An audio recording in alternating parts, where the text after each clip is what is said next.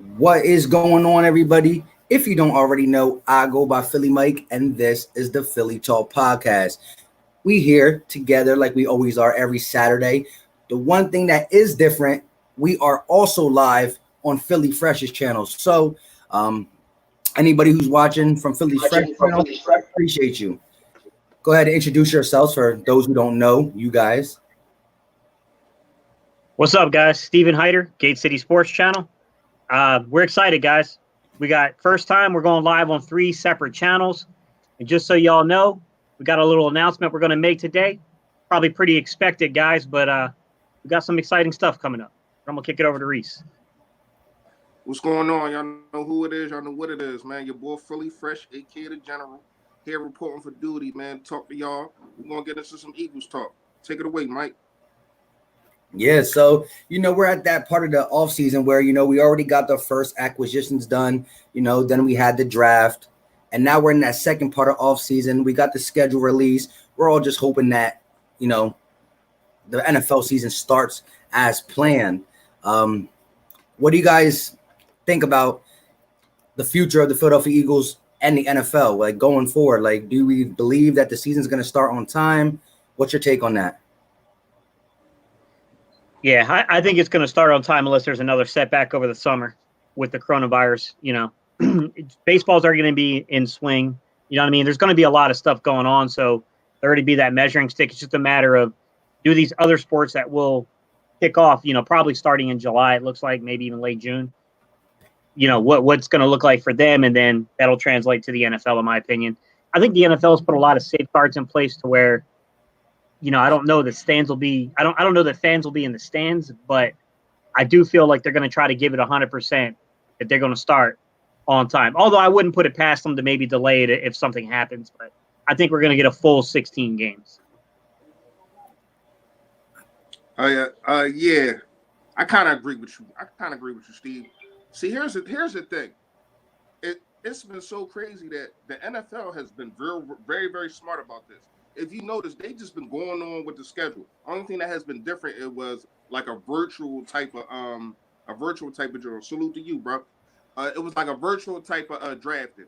But other than that, they just been going on with the schedule. I think the only thing that they will miss is probably OTAs. But that's if, like you said, we don't have another setback. But that's not looking good right now. I feel as though things are starting to open up too fast. Beaches are opening up. It's just too much going on. And a lot of people was acting like this pandemic is over, and it's really not. So it's not whether it's going to be a setback. It's just a matter of when, because of what's going on right now. It's getting nice outside. People trying to do too much. Yeah. What's going on, y'all? What's going on? Yeah, so now that everybody's filtering in, Cowboys X Factor, Abel Torres, Philly Eagles against the Worlds, Paul Viper, Stephen Joyce, Eagles champ, Carol, what's going on, Kevin, Reese, everybody, what's going on? Yeah, like I said, it's good that we're finally getting this on Philly Fresh's channel.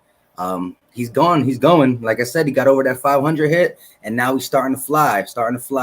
He's up to like 600 and something. So if you haven't checked him out, make sure you go check Philly Fresh's channel. Same with Gate City Sports Channel if you haven't, and the same with the Philly Talk Podcast. I see a couple comments in here. So this is a subject that we keep touching on and off. Let's just get it out there in the open. How do you guys feel? Do you think the Eagles will bring back Jason Peters? Not would you want them to, but do you think they will? I think it's 50-50. I'm going to be real. I think it's 50-50. I think it's a mistake. I love Jason Peters, all everything he's done. I think he'll be 39 by the end of the season. To me, you bring back Jason Peters, you know everything you need to know about Andre Dillard. That's the way I'll say it. You know everything you need to know about Andre Dillard if they bring him back. I mean, it means he's not ready. I mean, you don't make that move unless the kid's not ready. I broke down his film. You guys saw it. I broke down his film. I'm not going to sugarcoat it. It wasn't as good as I thought it would be. I mean, I thought he played atrocious on the right side, but I thought he was pretty good on the left. But then I really dove into the film, and I was like, okay, no, there's more work to be done than I thought, even on the left side.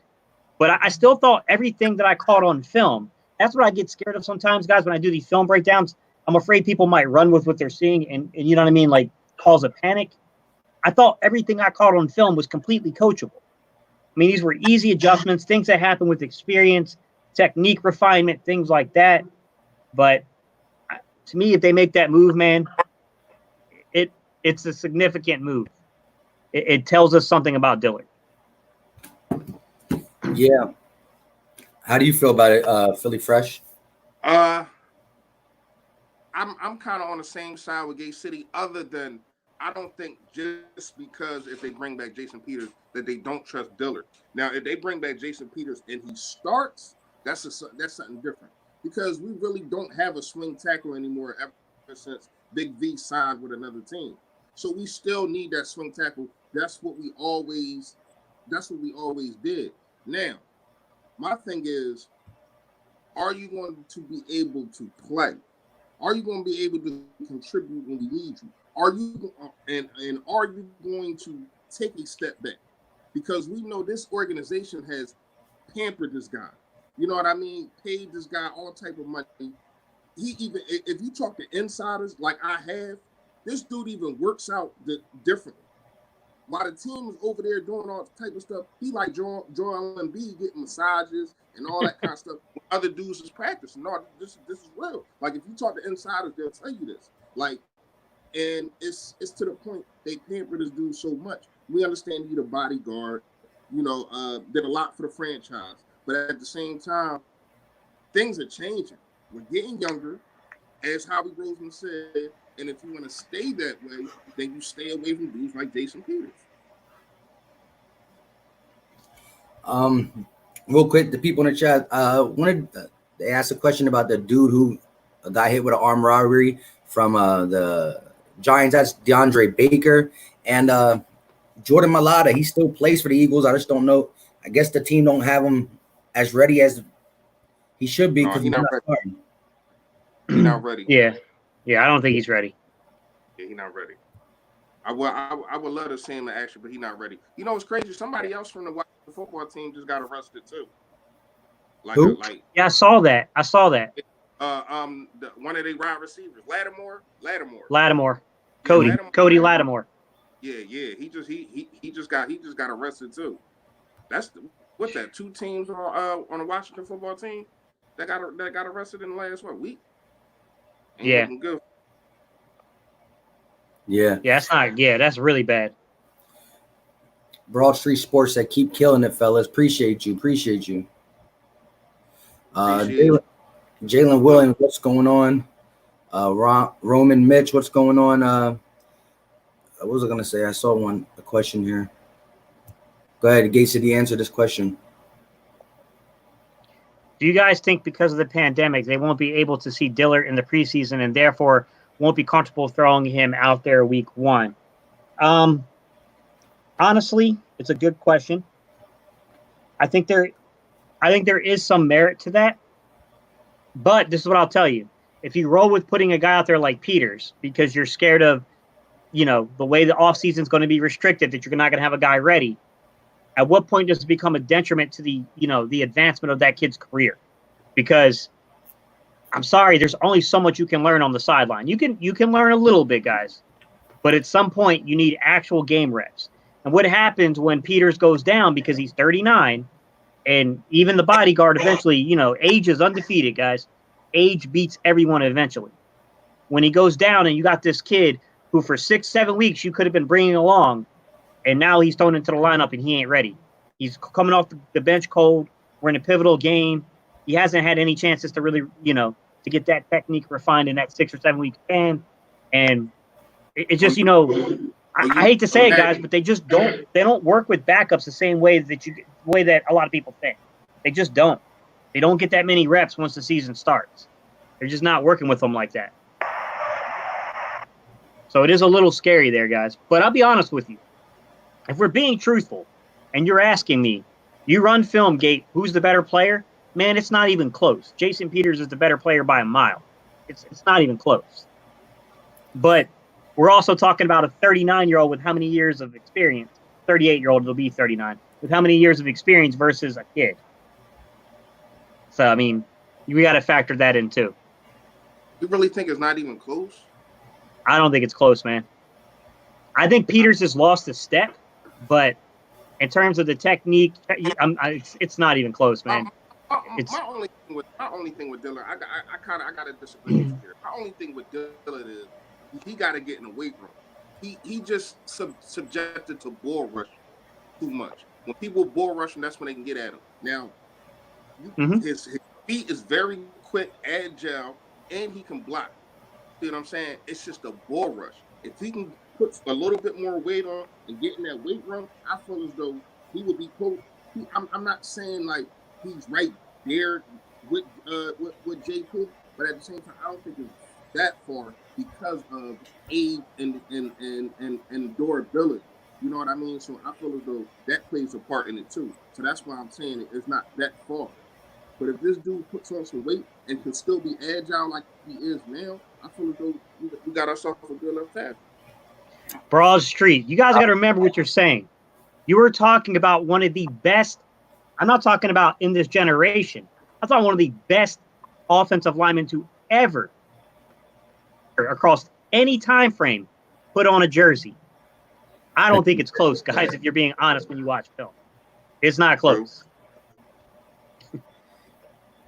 I'm going to say this. Like I said, I'm surprised Jason Peters doesn't have a team with all the teams out there that could use a left tackle.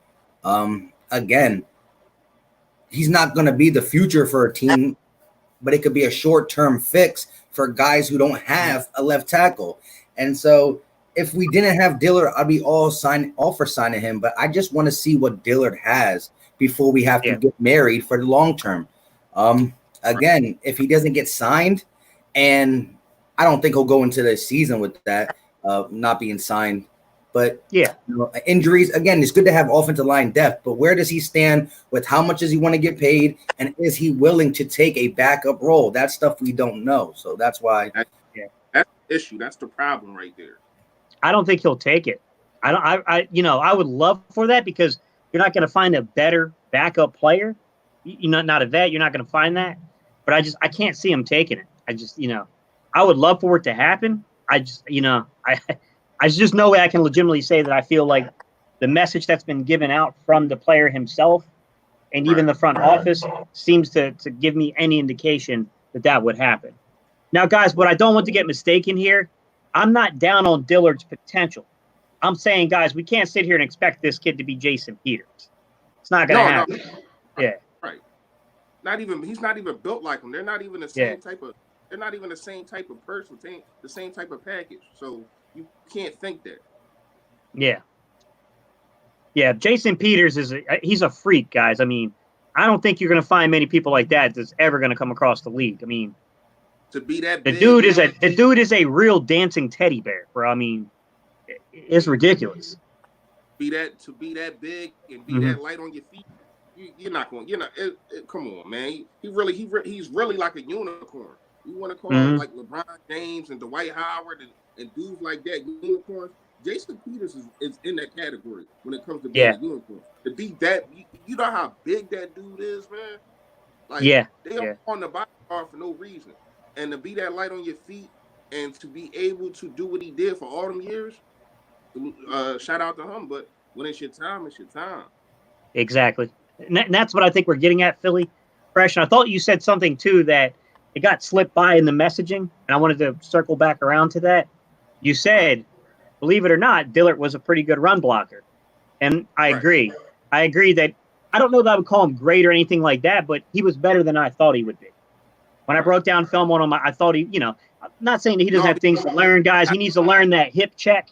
He needs to learn how to get to the second level and engage linebackers. But what was the concern? We know that he's got the physical tools to be a great pass blocker, but we were all confused about how good he would be in the run game. And I thought he did okay. I mean, I thought it was adequate to above average even.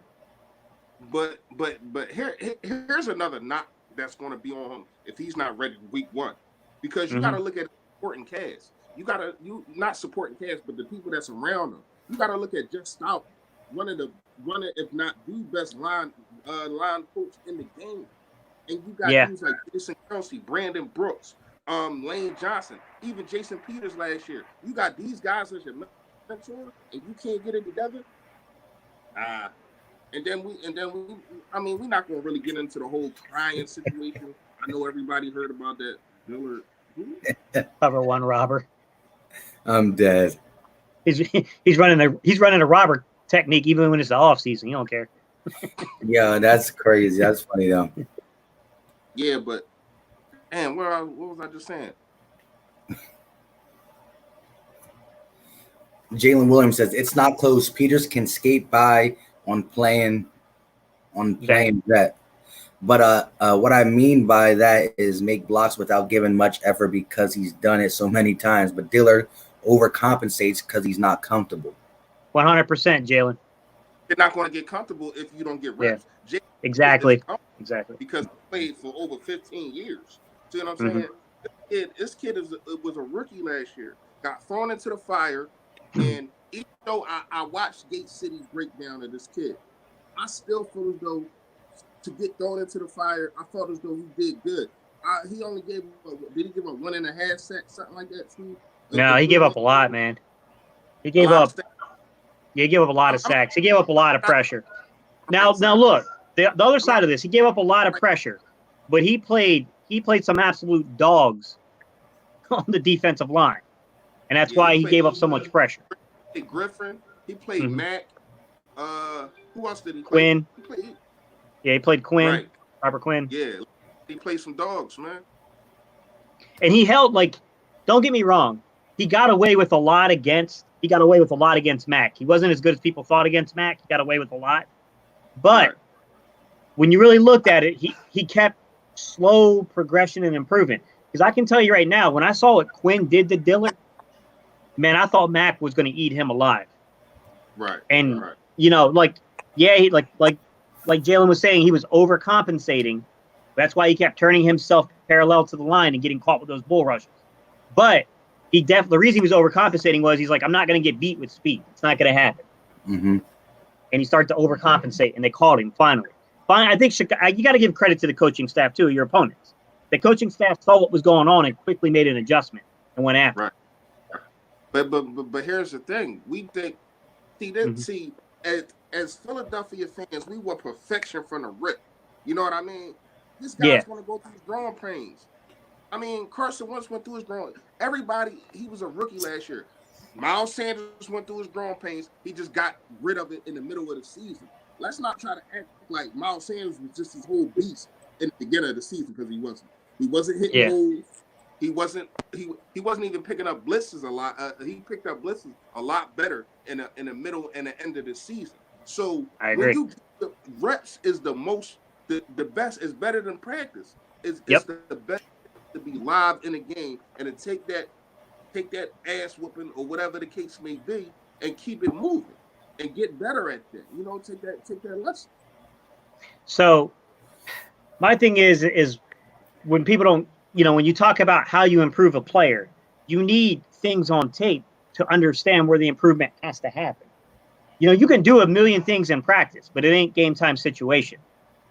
You know what I mean? You can only simulate so much. And right, exactly. Book of High Quality Band. Appreciate you always tuning in. I'm gonna give you this little bit. He said Eagles suck, but keep pushing out them videos. Dallas Cowboys. Hey, like I said, we appreciate you coming at it. Still enjoying our videos and stuff. But you know that's a wrong statement, my guy. It's all good though. You gonna learn in 21. You gonna learn. Definitely appreciate you dropping these false accusations and all that. But we know what's going on. You know what I mean? Bashir, that's a good question. I see exactly where you're going with it, which is we play dogs this year on the defensive line. We got Washington twice, so we got Young twice. We got San Francisco, so we got Nick Bosa, right? We got Cam Jordan. We got a lot of guys that we're going to have to square up against and play against. Mm-hmm. With that said, though, the inverse of saying bring back a guy like Peters is the coaching staff needs to build in hot reads for wins. You need to have a hot read in case those guys, like, come on, Dillard or Peters, they're, at some point you're going to get beat by guys of that talent. So you need to have a hot read so that way the quarterback can get the ball out of his hands quickly. Right. Question. I saw this comment earlier, and we kind of skipped over it. I think it was Sexy Vegan who said it. I saw it too. I was trying to avoid it, Mike. Thank you for that. What, the Vitae one? Yeah, I was trying to avoid that one. So now that you were trying to avoid it, I'm gonna let you answer first. Thanks, Mike. Is Dillard better than Haloti Vitae? Right now, Vitae. No. 6 games from now, Dillard. I mean, right now, Vitae is more NFL. Like, I mean, he's been in the league. He's started in big games. He's got a lot of experience under his belt. He's got better refined technique right this second. He's not as good. He's not as talented as Dillard is. Dillard needs the reps. Dillard needs the experience. Yeah, exactly. Because let's not forget, in 2017, when Peters first got hurt, he was barbecue chicken. Mm-hmm. He was getting torched. See what I'm saying? And what happened? He started playing more. He started getting more comfortable. And you ain't hear his name being anymore. And then next thing you know, he's playing in the playoffs. And then next thing you know, he's a Super Bowl champion. See what I'm saying? Give guys some time, get him some reps, and let's see what's going on. Me personally, do I want Peters back? I would take him back, yes. But he got to play the backup. I need to see what we got in this kid right now. Mm-hmm. That's just what about so Fresh, where are you at about what about moving? I'm not saying he would do this either, but what about moving Peters inside the left guard to allow Suamalu to play behind Kelsey for a year and learn the center position? Because I'm not saying that you're going to be a great center by playing backup, but at least you have a whole year to get the cadence down, understand the line calls, get that kind of stuff down before you have to go through the reps of it the following year. Because I just don't think Kelsey's back after this season. I want him to be back. I don't think he will be. What about something like that? He just had it. I don't know if you've seen a press conference. He just had a press conference. The way he was talking, that he ain't got no signs of slowing down. So now I do like that idea though. But you got to understand the reputation. Peter's been this Hawk hat is and has been a Hall of Fame left tackle his whole career, right? Well, not his whole career, his whole Eagles career, because he was okay in Buffalo. So his whole Eagles career, he's been a Hall of Fame left tackle. And then you move him inside. Is that a detriment to? Is that going to be a detriment on his legacy? And is he thinking like that? Like, man, I ain't doing. I'm the bodyguard. I'm too good for that. So yeah, would I do that? I definitely would do it. I just don't think Peters is up. We'll go for it. Yeah, I ain't going for that. That's my personal opinion. You got to understand this dude. I feel as though even though I like Peters and respect everything he did, this dude is selfish. When Lane Johnson got hurt, he should have moved to that right side. But like I said in a video a couple videos ago, he wanted to expose Dillard and put him on that right side, and he got barbecue chicken. And then he comes out his mouth and says at the end of the game, "Oh, I'll go on the right side next game." Come on, man. You knew what you was doing. You was telling them he's not. You did not get my replacement. He's not my replacement, and I'm gonna show you. I'm not going over to the right side. I'm gonna stay over here, and I'm gonna watch him get torched. And you're putting yourself above the organization, above the team, and most of all above your quarterback, because you're putting him in harm's way, in danger. So I wasn't really feeling that. You know what I mean? Yeah, that's a tough one. Go ahead, Mike. No, you're good. Appreciate the super chat, my guy, Victory. He said, what are your levels of confidence in the defense as it stands now? By the way, Peters already said he'll only play offensive tackle. And so to answer that question, I think how I stand right now, I feel the defense is a lot better than what it was last year. A lot of people say top 10, top 5. I won't go top 5. I think we could sneak into the top 10. It's just going to be better. There's so much versatile players. There's so many players that can play different positions. We're pretty deep in the secondary. I know a lot of people are still concerned on that guy who starts opposite of Slay, whether it be Sidney Jones, Avonte Maddox. I think they can handle it. I think Avonte Maddox, is the person that the Eagles want to play more, but he's a smaller guy to play on the outside. He's done it. But I just think that they're going to have a lot of easy routes, knowing that you can let Darius Slay shadow or follow. But I really feel confident in his defense, and the pressure that's going to be brought up front in the middle should allow Brandon Graham, Josh Sweat, Derek Barnett, who's going to have a great year if he can stay healthy. Yeah. They should be able to eat. What do you guys think about the defense? A lot of question marks. A lot of question marks, to be honest. Look, I think it's going to hinge on the pass rush more than anything. And I love the interior. I got major questions about what's going on the edges. I thought Josh Sweat played really well last year. But I got to tell you, the more and the more information keeps coming out about some of these players, I got to be real with you. I think we might need to go into that veteran pool and go get an edge rusher, because, Barnett's got to eat this year, or we're in trouble. If he doesn't show up this year, I mean, we almost got to start over next year at defensive end. That's what it feels like. And by the way, we're cap strapped, so it means we'll probably be in the draft looking for guys. I thought Sweat showed potential. I don't know anything about Avery. I don't want to assume anything yet. He looks like he's not a complete player to me. He looks like more of a Joker kind of rush concept to me as an outside defender. Who knows what we got in Shareef Miller? He basically took a redshirt year, if you want to call it that, because he got injured when he finally got a chance to play towards the end of the year. So I don't really know what we got Shareef Miller. Joe Osman looked great in camp, but camp ain't the regular season. So, I mean, I don't know if Osman can do anything. The Casey Toolhill kid looks like a big developmental guy to me. I've seen people that really like this kid a lot. But to me, he looks like a developmental guy, like a guy that's going to need a lot of refinement first. I don't know what we got, man. I really don't know what we got. I mean, Brandon Graham, if he can stay healthy, and if age doesn't come up and bite him in the rear end this year, as a veteran guy, yeah. I mean, he's a reliable. You know what you're going to get from him. He's never going to be a dominant guy, The secondary, I think, is much improved just because we got Slay. So, Slay already makes us 50% better just by putting Slay out in the secondary. Don't forget Nickell Robey too. Let me ask you this though. Yeah, Nickell Robey-Coleman.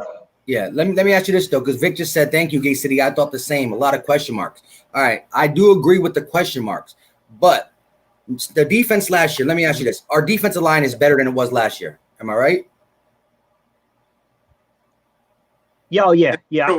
Well, in what way though, Mike? Let me slow down. In what way? In the interior, absolutely. All right, go ahead, Mike. Can you guys hear me? Yeah. I hear you, bro. So look, the interior definitely, but again, like Gene Piles pointed out as well, Malik Jackson can play on the outside, right? As well. He could play on the outside. He's done it in Jacksonville. But he's not an edge. Malik playing on the outside and being an edge rusher. You Correct. know what I mean? Like I understand what you're saying. Mm-hmm. Everybody, not everybody, but a lot of people is banking on that to happen. I really don't see it. I could see him being on the outside, some of the games, but this is really come like Jason said. This is really coming to Derek Barnett. He has to be that number one pick, point blank. Period. I think he can if he can stay healthy. And it's crazy because that's what Brandon Graham said. They was talking to Brandon Graham had an interview, I want to say 2 weeks ago, and he was talking. Nobody even asked him about Barnett, and he was like, "Man, our defensive line is finally going to come into the game healthy." Derek Barnett has been hurt the last 2 years, which he has. I give him that. His rookie year, he was okay. You seen flashes, you know what I mean? But you got to understand the level of competition that we played against also. Like, we played some bad offensive lines in 2017. We played a 4-play schedule, bad offensive lines, and that was his best year. Now, I'm not. Well, we played. It's crazy though, Fresh. We played Murderers Row in 2016. We played 13 teams with winning records in 2013 or 2016, and then turned around and after I guess because of that finish from 2016, set us up beautifully for 2017. Right. This is where I want to get at with the defense real quick. This is what I'm trying to get at. our defense, although it gave up a lot of big plays last year, was solid in a couple categories. It was. Yeah. We were best on making the team go 3 and out. We were solid in a lot of categories. We gave up a lot of big plays. We got big play Slay to stop that gaping, blinking light on our defense that we give up too many big plays. Our linebackers are pretty much the same as last year because Nigel Bradham didn't play much. So you got the same linebacking core as last year. We upgraded in the secondary, and we upgraded on the D-line. And we were a middle-of-the-pack defense for a majority of statistics, except for, like I said, big plays, trick plays. A lot of that came in. But we held some teams to, not scoring much. Now, Miami went off on us and stuff like that, but we held some teams to not scoring against us. So what I'm saying is our defense is better than last year. There's question marks because we don't know how Will Parks is going to play. We don't know how Nickell Robey is going to play on this system. We don't know how big play Slay is. We saw Nnamdi Asomugha. There's question marks. But if I'm going to bet, is our defense better than last year? I think it is. So that's where I'm saying I wouldn't be saying top 5 and stuff like that. But I do believe the secondary, everything got a little bit better. And I do agree.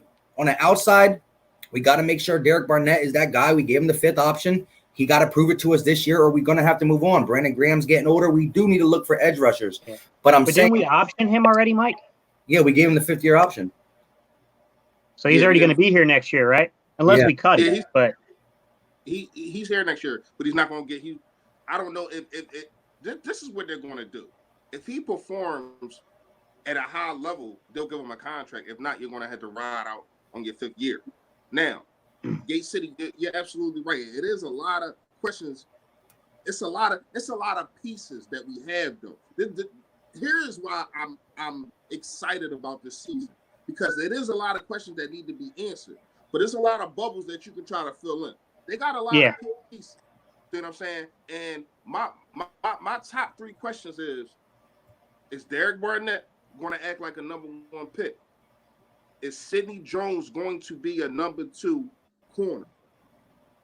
And is Jim Schwartz going to get out of his scheme and have Slay follow the best receiver? If these 3 things happen, we're going to be a problem. We're going to be a problem. But these 3 things need to happen for our defense to be because we already know we're going to get pressure. We already know that. See what I'm saying? We already know that we're going to stop the run. This is what we do. Yeah. But at the same time, a lot of people was like, a couple teams was like, why do I need to run anyway? I know y'all gonna stop it, so I'm just gonna throw all over the darn field. Miami just all over the field. They didn't even try to run us. See what I'm saying? So those are 3 things to me that need to be answered at the top of the list. Again. Yeah. Well, I mean, we got to remember too. We got Markin Manuel coming in. So how does Markin Manuel marry that scheme, that coverage scheme, along with Jim Schwartz? I'll tell you, from what I saw, it looks like a good pairing. It looks like they have similar philosophies. It looks like that's going to work out okay. But, like Philly Fresh was saying, man, I just don't want to sugarcoat things, because if I'm being objective about the situation, I think you called out one of the major ones. Who starts opposite of Slay? I mean, that's a major question mark. Man, I heard there was a reporter the other day, and I got to tell you guys, don't sleep on that Army kid, the undrafted rookie free agent, Riley. That was a top 5 pass defense that kid came out of. I gotta break. I didn't forget about him, but I forgot to break tape down on him. I want to break some tape down on him. Yeah. Let me say this though. I thought he was going to be a practice squad player with potential to one day possibly make that 53. There's one analyst, I can't remember who it was, but one of the analysts went out on a limb and said, no, I'm not projecting him to the practice squad. He's making the 53. And I was like, damn, we got a lot of corners. Project the kid that's an undrafted rookie free agent at corner to make it. All right, and there's a lot of dudes that we don't even talk about that we forget on team, like K'Von LeBlanc. Like, you know what I mean? Yeah. And he's pretty good. Like, we not gonna try to act like it's been times he's been the best corner on the field, especially like in the Saints game 2 years ago. He was the best corner. He was the best corner on the field. Yeah. So I mean, Jim Schwartz got a lot of pieces, man. He can play chess. He can play checkers. He can play Monopoly. He got a lot of pieces. So we just got to see what he going to do with him. I'll tell you, one of the best films I watched, you guys, and I hit Mike up about this, Fresh. I'm going to let you in on it too. Guys, everyone in the comment section, there is a undrafted rookie free agent we signed that should be getting more attention. And I got a video coming out about him, and I'm pretty sure that Fresh and Mike they'll probably do something with this guy too. Mananza Bailey, Morgan State. Yeah. Dude, holy, how that kid went undrafted, I don't know. He's raw. He needs refinement. Don't get me wrong, but man, that kid has high tower size, but he's better built, and he's fast, real fast.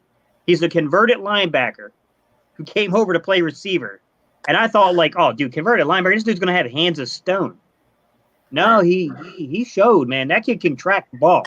Like, I was like, wow. Like the Eagles, probably in the scouting department, they weren't messing around about speed. They made sure that if something happened and you had to try to clear a guy like Watkins, or you had to try to clear a guy like Hightower to the practice squad, and someone claimed him, they got another card up their sleeve in this kid. Like they really thought about it. I ain't gonna lie to you, man. I know a lot of people was getting on Howie. I know with the 53rd overall pick, we already know. But other than that, I really think he did a good job, man. Other than that 53 pick, being able to get. And here's another guy, man. K'Von Wallace. I think he's going to be a dog, man. I really like even the kid from Colorado. I can't remember his name right now. The kid from Colorado that they got. Them two, they kind of like the same player. But K'Von Wallace is a bit better. See what I'm saying? But K'Von Wallace is a dog. If you look at his tape, man, he's just everywhere all over the field. Like you said, once again, speed, being able to play the kind of Malcolm Jenkins role inside the box, being able to play free safety, whatever you. It just seems like whatever you need from this kid, he will do, including playing special teams. Yeah. He I got to tell you, man, he really thought about, like, you can tell that the front office was really not happy with the lack of speed and the way that Carson Wentz had to drive the field methodically, the way Doug Peterson had to scheme us down the field. They were like, this ain't going to happen again. This is not going to happen. And that's another thing I want before we got on about the Carson Wentz thing. Like, you got to understand, he fumbles. But you got to understand, this guy has to be on the field every single drive. First of all, our special teams is horrible. So we starting at least at the 15-yard line every darn drive, right? And then it's no speed, so he has to go 10, 12 plays every single time just to score a touchdown. Things are going to happen. Nobody's perfect. The more you put your quarterback under pressure to make mistakes, he's going to make mistakes no matter who he is.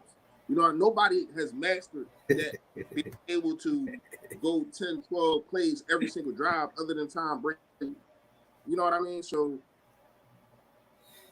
yeah. So hang on, one more thing. But at the end of the day, no, you're good. I'm messing with Mike. I was messing with Mike. It comes down to this. Jalen Mills, we brought back to play safety. All right. Will Parks plays safety as too. Ronnie McLeod plays safety. Don't be surprised if, he ends up playing safety. Will Parks plays safety. And then Jalen Mills even gets the second cornerback spot. Don't be surprised with that. And again, Jalen Mills ain't a that great of a corner. But again, if we let Darius Slay shadow, now Mills don't got to worry about the Hopkins, the Jones, the Devontae Adams.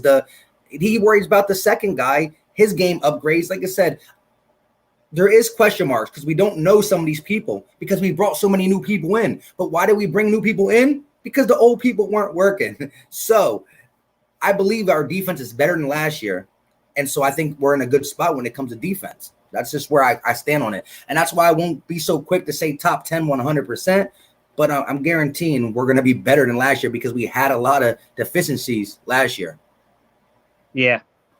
I agree with you. On paper, yeah, it's definitely there. But with Jim Schwartz's defense, it's a lot about scheme fit. Where do you fit? What can you do? What can I get out of you the best?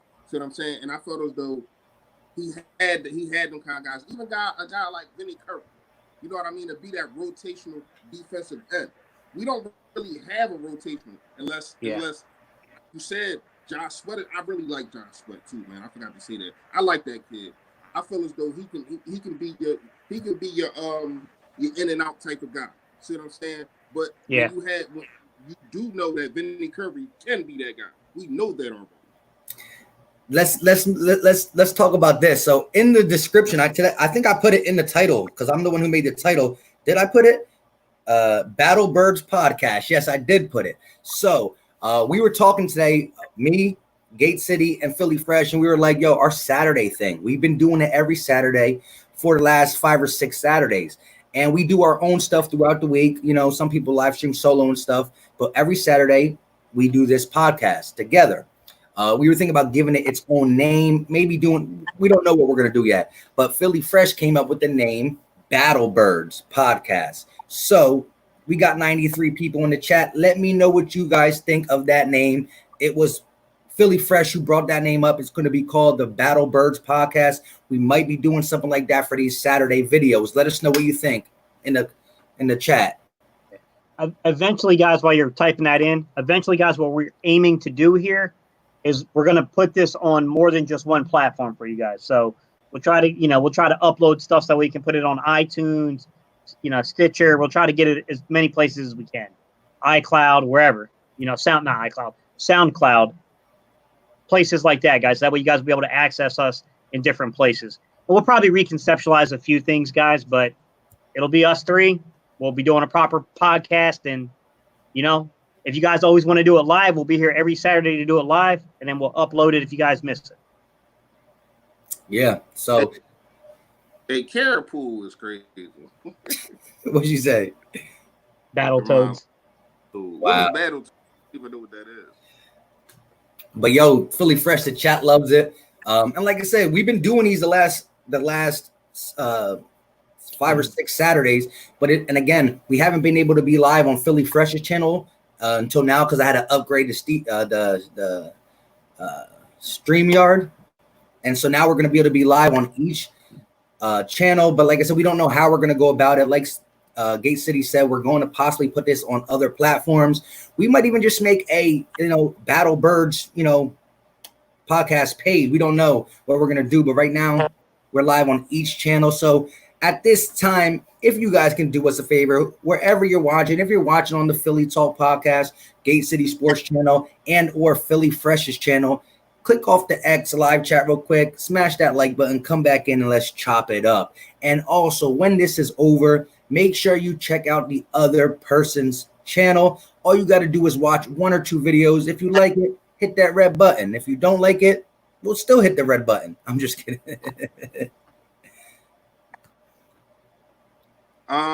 Hey, somebody just let me go down this chat. Somebody just brought up a question now. I think I know which one you were talking about. I think it's Brian Patterson. I think he said he basically was saying that Josh Sweat is the key. Yeah, Josh Sweat can be an integral part. Yeah, there you go. Josh Sweat is the key, but he can be an integral part, but he's not the key. Barnett is the key because you can have a main guy. You can have a main pass rusher and then just integral parts. Dudes that, so when it's time for him to get rest. But for us to take off, he has to be that guy. Boom. Now, if Josh Sweat becomes that guy instead of Barnett, cool. But Barnett has to be that guy. I'm saying that because, and I know Gate City know why I'm saying this. I'm saying it because we picked him 14th overall. You got to get some value out of this dude. He got to be that guy. That's the only reason why I'm saying it. Hey, King Poe, I saw your question, buddy. Gate City Sports can Bailey play the X or the slot? Bailey played a lot of he played a lot on the X or the boundary side of the field, especially in red zone. When you watch Morgan State, they use him a lot in the red zone in that kind of capacity. He's got the speed to play the Z, to play the flanker. He's got the physical build in the body and the physicality to play the split end. But I don't know about inside of the slot yet, guys. I haven't had an opportunity to watch and see that yet. The problem with watching a guy like Bailey, and I'll give you guys a game to go watch. If you guys go look up, type in Morgan State versus, well, hang on. It would be Morgan State versus NC-A&T. All right? NC-A&T is a very good football school, guys. I live in Greensboro. They run Greensboro. They're the only team out. Like, I went out here and I finished off my degree at UNCG, guys, even though I'm an NC State guy. When you get to this area, NC-A&T runs everything, even though it's the smaller of the two schools. When you look at A&T's defense, they are aggressive, really aggressive defense. A lot of picks, like their corners play really aggressive, and you can watch that full game. Manassa Bailey is number 13. Like, he burnt a really, really good football team. I mean, and I'm going to tell you right now, that's not a good football team he played for. Morgan State was not very good last year. But that would be a game to go kind of watch, guys, to get acclimated to him. You could see highlights of the Army game. Army's a top 5 pass defense, but you're looking at highlights. So, you know what I mean? It's not – you're going to get a skewed, version there. Although he burnt Army a couple times in that game. Yes, sir, it is. So, do you think a guy like Bailey would be able to make the team? Boy. Because something would happen. He would either have to, look, I think he's super talented. And I think he's got a chance to one day be on this football team. Guys, he's a converted linebacker. I can only really watch film in depth on one game. It's just hard to make a judgment based upon one single game. I can tell you this. This kid has the athleticism to be something pretty special. He's physical. He's got strong hands. And this kid, I mean, just there's not a lot of nuance to his route running. He's just faster than everyone else. I mean, he's just straight blowing by people on seam routes. Ridiculous. I mean, it was ridiculous how fast he was getting by everybody. And it's not like anyone was sitting there guessing against Morgan State, where's the ball going? They knew where it was going. And they still couldn't stop this kid. He burnt some good teams. Mike, to be honest, though, something would have to happen. In my opinion, there would have to be an injury, you know what I'm saying, or a surprise cut or trade. And then I could see a guy like this guy really – he's going to stand out, guys. I'm telling you, when we get to preseason, if there is an actual preseason, he's going to knock a few teams because they're not going to see that speed coming. They're not going to see that coming. Philly Man TU said, what about Desean Hall? I think he can get some pressure. Yeah, and a lot of people are saying the same thing when it comes to the defensive line. A lot of people talking about the defensive line and that, we all banking on Derek Barnett. I agree. BG going to retire as a Bird. Our next draft is all D-line. Get ready. Mm-hmm. Gate City, and they said it. We might have to hit that up. Who do you think is the fastest player on the team? Who do you guys think the fastest player on the team is? Oh, it's Marquise Goodwin. It's Marquise Goodwin. Now? Yeah. Yeah. That kid's fast, man. I know, but Quez Watkins got that second gear, man. That's just, oh my gosh. Quez Watkins is fast, but I'm telling you, man. Look, I think I listen, I would take Quez over him, but right. Goodwin he's got a whole nother step, man. That I gotta tell you, man. I gotta tell you, this kid, man, he's got feet, bro. Wait to see him. They're both fast. You think just having him, a healthy him last year after D-Jack would have went down would have made a major difference? Major difference? No. Would it have backed defenses up? Yeah. Yeah. I mean, he can get vertical. He's limited in his route tree. He's not what I'm saying? I don't see this guy as being a 75, 85 reception guy on a consistent basis. You know what I mean? He's not that type of route runner. He's not that type of receiver, but he's a guy that if you start cheating up, he's gone. He's got you. Yo, so the chat is chiming in on this fastest player. Victory said, "Dang, we can't even mention Desean." And we got a couple people saying Goodwin is an Olympic track speed, Olympic medal, track guy. But people are saying him too. What y'all think? What y'all think about the young boy? Killins is fast. He's not Godwin fast. He's not Goodwin fast. Now he might be the quickest on the team. Like he might be the quickest and the shiftiest. Exactly. But no, he'll get smoked by these dudes, man. See, long legs is always going to win. When you got to keep pedaling, you're going to lose a race. You know what I mean? When dudes take long strides and they can get down there with less effort, dumb the dudes is going to win. Why you think the guy? What's the track boy name? The Jamaican boy, man. What's his name? Why you think he wins so fast? So much. What's the Jamaican boy name? The track guy. Usain Bolt. Usain Bolt. Yeah, I was like, which one are you trying? Yeah. He just strides down it. It's not even like he's quick. He just strides, man. It looks effortless. Yeah. Goodwin's one of them. He's like one of the fastest players in the league in general. So just can't stay healthy. Yeah, but back with you saying real fast, Steve. I asked you this because I was having a little barbershop conversation with a couple of my cousins and all that. We was on the phone talking, and we was talking about Goodwin, and I said he was a little bit of upgrade. He would have been a little bit of upgrade from Matt Howes. Like we had Steve out there when Matt Howes was there, but people wasn't scared of him. You know what I mean? I don't think people are going to now. If you use them at trick plays and stuff like that, kind of like a gadget guy, cool. But I don't think defenses are like, we got to shut down Marcus Goodwin.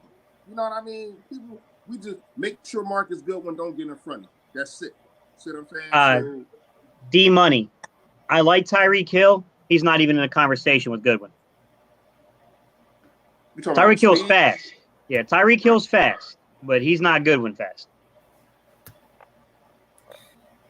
I was about to say he's better.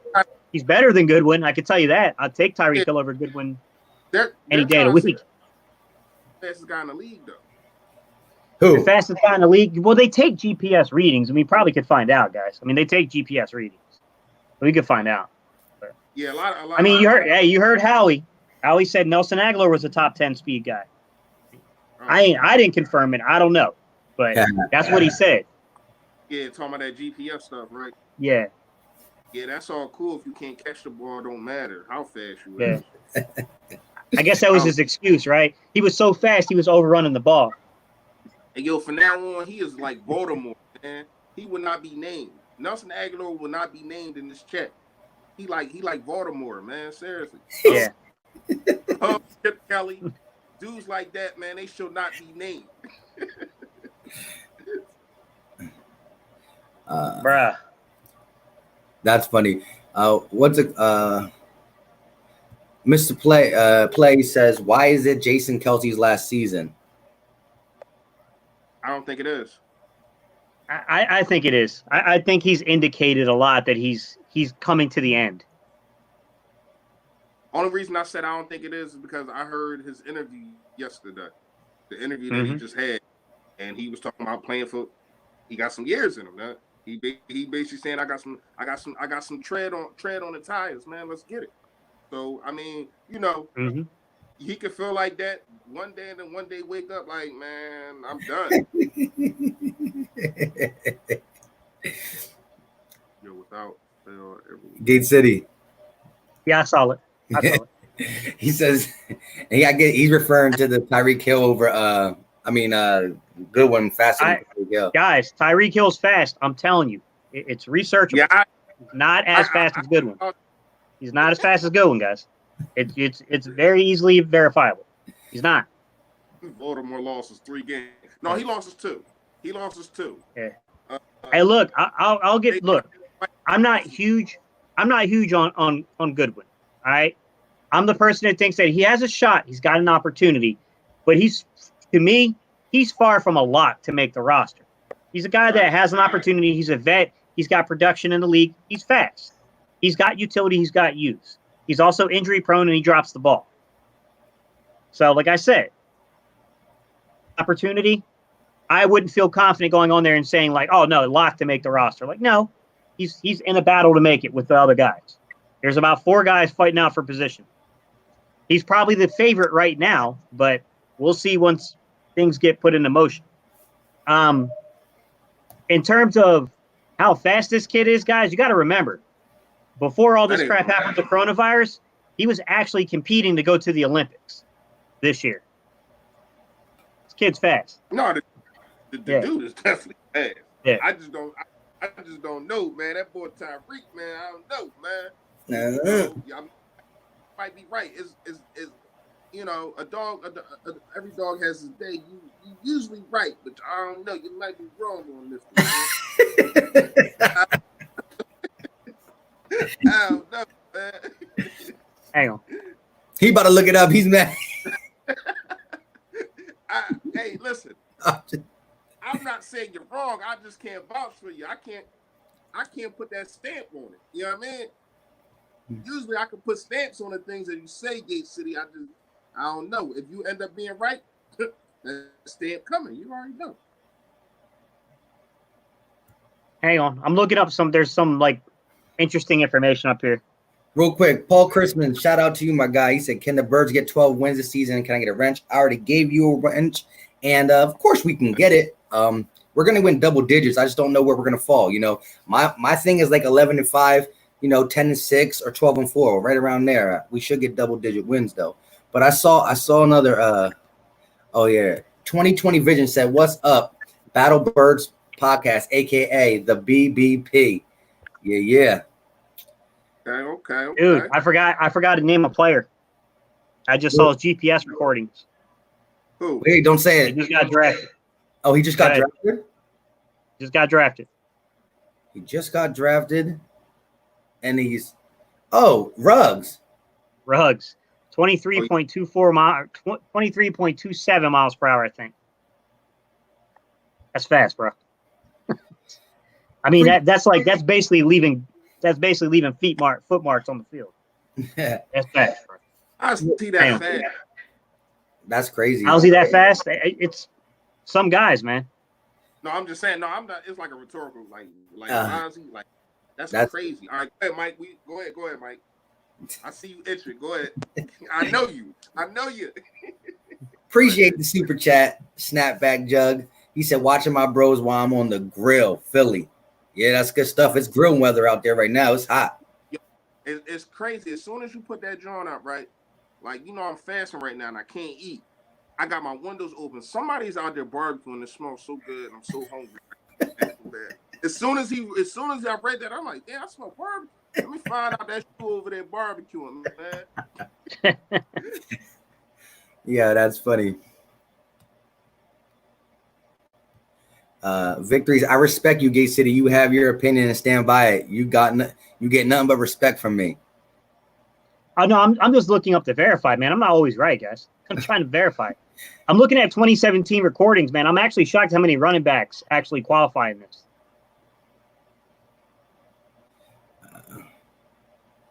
Bro, nobody's hitting these, man. Ooh. Got Saints fans. We got 49ers fans there. Okay. Christopher said, what is the 3 wide receivers set week 1? It's really hard to tell, but I think it's kind of what Gate City said. It might be along the line of Rieger, Deshaun Jackson, and Greg Ward. But go ahead. I found something. I want you guys to see how close this is. This is from 2017. GPS recordings. Players with the balls in their hand, right? Number 3. There's someone faster than both these guys, by the way. Number 3, Tyreek Hill, 21.64 miles per hour. Number 2, sorry, guys, I'm trying to scroll down to it. Marquise Goodwin, 21.68 miles per hour. That's how close it was. Dang. Both those boys are fast. Who the hell was number 1? Let me go look. I'm about to say, yeah, you ain't pull that up? Yeah, hang on. I'm trying to. I'm trying to scroll down, guys. It's loading at the same time, so it's like. Did that go on blank or? Man, I call BS on this. Hold up. Eagles be rocking. Appreciate the super chat, my guy. Appreciate it. Hey, guys, what was Leonard Fournette's 40 time? How's this dude reaching 22 miles per hour? What? His big. Yeah. He's huge. I don't know. What was his 40 time? Is he really that fast? He's not that fast. He never been that fast. Not even in college. Yeah, that would have shocked me, bro. I mean, we're talking about top speed. So he might not be quick, but he might be fast. But I'm just shocked, man, because that's a big dude. He ran a 4.51. 40. I don't know. I never seen him. No. That shocked me, bro. I mean, depend like how like if they're measuring, like, you know what I'm saying, like some of these guys might be slowing down. So you know what I mean? Maybe that's why he's going up. Desean wasn't hang on. Was he even on that list? Let me take a look. Because there's like 10 players, so I'm trying to. So it was a lot of running backs. Sorry, guys, it's loading. That's what's taking so long. Like it takes a minute to get up because thing loading. Roberto Faithful Niner said I would donate, but I'm broke. It's all good, bro. It's all love. As long as you in here, that's all we want you to do is just come out and chill with us. That's all it needs to be. You good, bro. Money. We ain't like these baseball players. We ain't just for money. You know what I mean? Jalen Williams said 4.48. I think he was referring to Fournette's time. Yeah. Yeah, I think Gates said he ran a 4.5 or something. Takeem Hilton. I forgot about him. Yeah, he could fly. He could fly. John Ross. Where does John Ross rank on the whole grand scheme of things, you think? He wasn't even top 10. But you got to remember when these recordings were taken, I don't think he was drafted yet. So we're talking 2017. Okay. Yeah.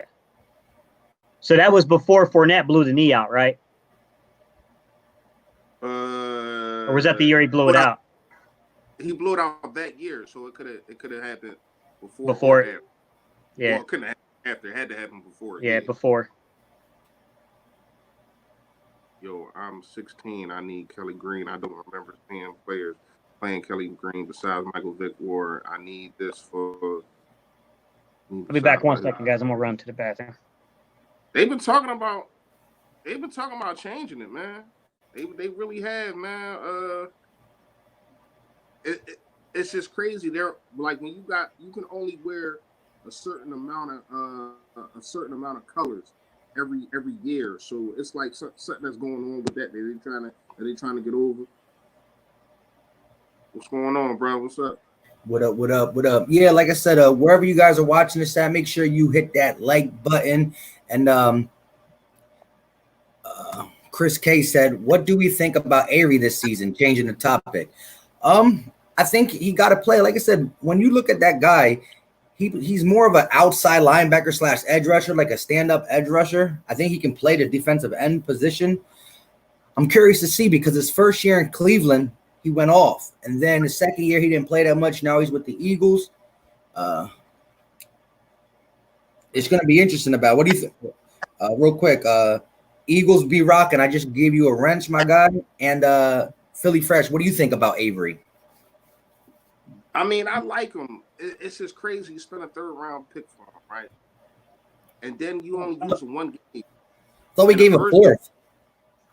Yeah, fourth. My bad, fourth. And the first play that he plays, he gets a sack. And then we don't see him again. It was confusing to me. And that's another thing with Jim and his scheme. He likes to players that he drafted. Yeah. Players that he likes. So when other dudes come over, they don't get burned. And that sickens my stomach sometimes. Avery should have got burned last year, man. Because we wasn't getting pressure on the edge, even though I understand Barnett was coming off the injury, shoulder injury, whatever. Still, if he's not getting pressure, I don't care if you drafted him. Put somebody in there that's going to get pressure. And we don't know what Avery could have been. You know what I mean? When he was in Cleveland, we seen what he did. It was kind of like a robber type of guy. If that's what he's good at, use him at that. You know what I mean? I just feel as though he didn't get his. You spent a 4th round pick and he didn't get his just due. All right, y'all. Comment section, and I'll dive into this comment, Bob, while we're answering it. Guys, tell us 3 running backs, 4 running backs. Who y'all putting on the roster in the comment section? Are we talking about Jannard Avery, guys? Yeah. Fast kid, not the best stand-up linebacker if you're going to play him in that type of role to cover. More of a joker rushing kind of defensive end. Needs to learn how to set an edge and not get overly aggressive. Right. I thought he got caught a couple times with that. That would be my opinion on him. What about you, Mike? Well, on Avery? Yeah. Yeah, that's kind of what I said. He's that he played like more outside linebacker, stand up, edge rusher. He was really good in Cleveland his first year, and like Philly Fresh said, he comes in for his first play, gets a sack, and we don't utilize him. So I'm curious to see how his role is going to be on this team, especially if we don't sign Vinny Curry back, will he be in that rotation with Josh Sweat? And I would love to see it because, again, you know how the Eagles defense is. We live and die by the defensive line. That's what we do. That's why we were able to get away with our corner play in 2017. That D-line was dirty. As Philly Fresh pointed out, we had an easy schedule when it comes to offensive lines we played, but it's neither here or there with the sense that it definitely helped our cornerback in 2017. I mean, our corners wasn't they was barbecue chicken sometimes, but we also had the best nickel corner in the game for that 1 year. Yeah, like, Pat Peterson was the best nickel corner in the game. I don't know what happened to him after that or before that, but 2017 he was the best in the game at the nickel. He was. Mm-hmm. A lot of interesting comments on the running backs. I see a couple guys that have a difference in opinion on that power back.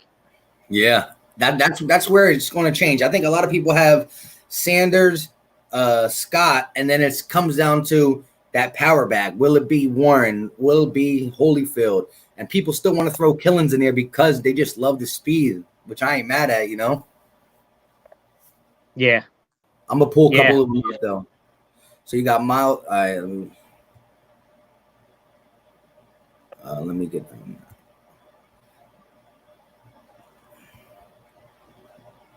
Holyfield. So he got Holyfield. Remember they were craving a role for Joker type. So do you keep Avery over him? Avery. Yeah. Avery.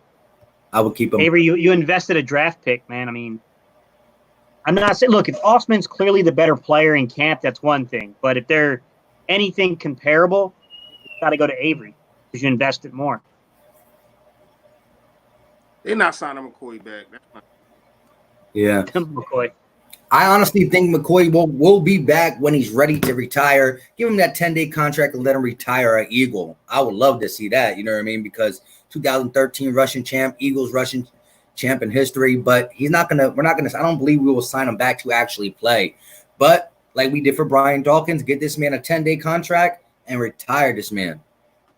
All right, so we got some of you guys' comments in here, and we'll keep getting to them, but we're going to put this one on Philly Fresh. Philly Fresh, the former running back in the room. You're the former running back. Give us your running backs and then tell us why you would keep those players. Are we talking about who's on the roster now, or can I add in if I feel as though they're going to get somebody else? You can add in if you want.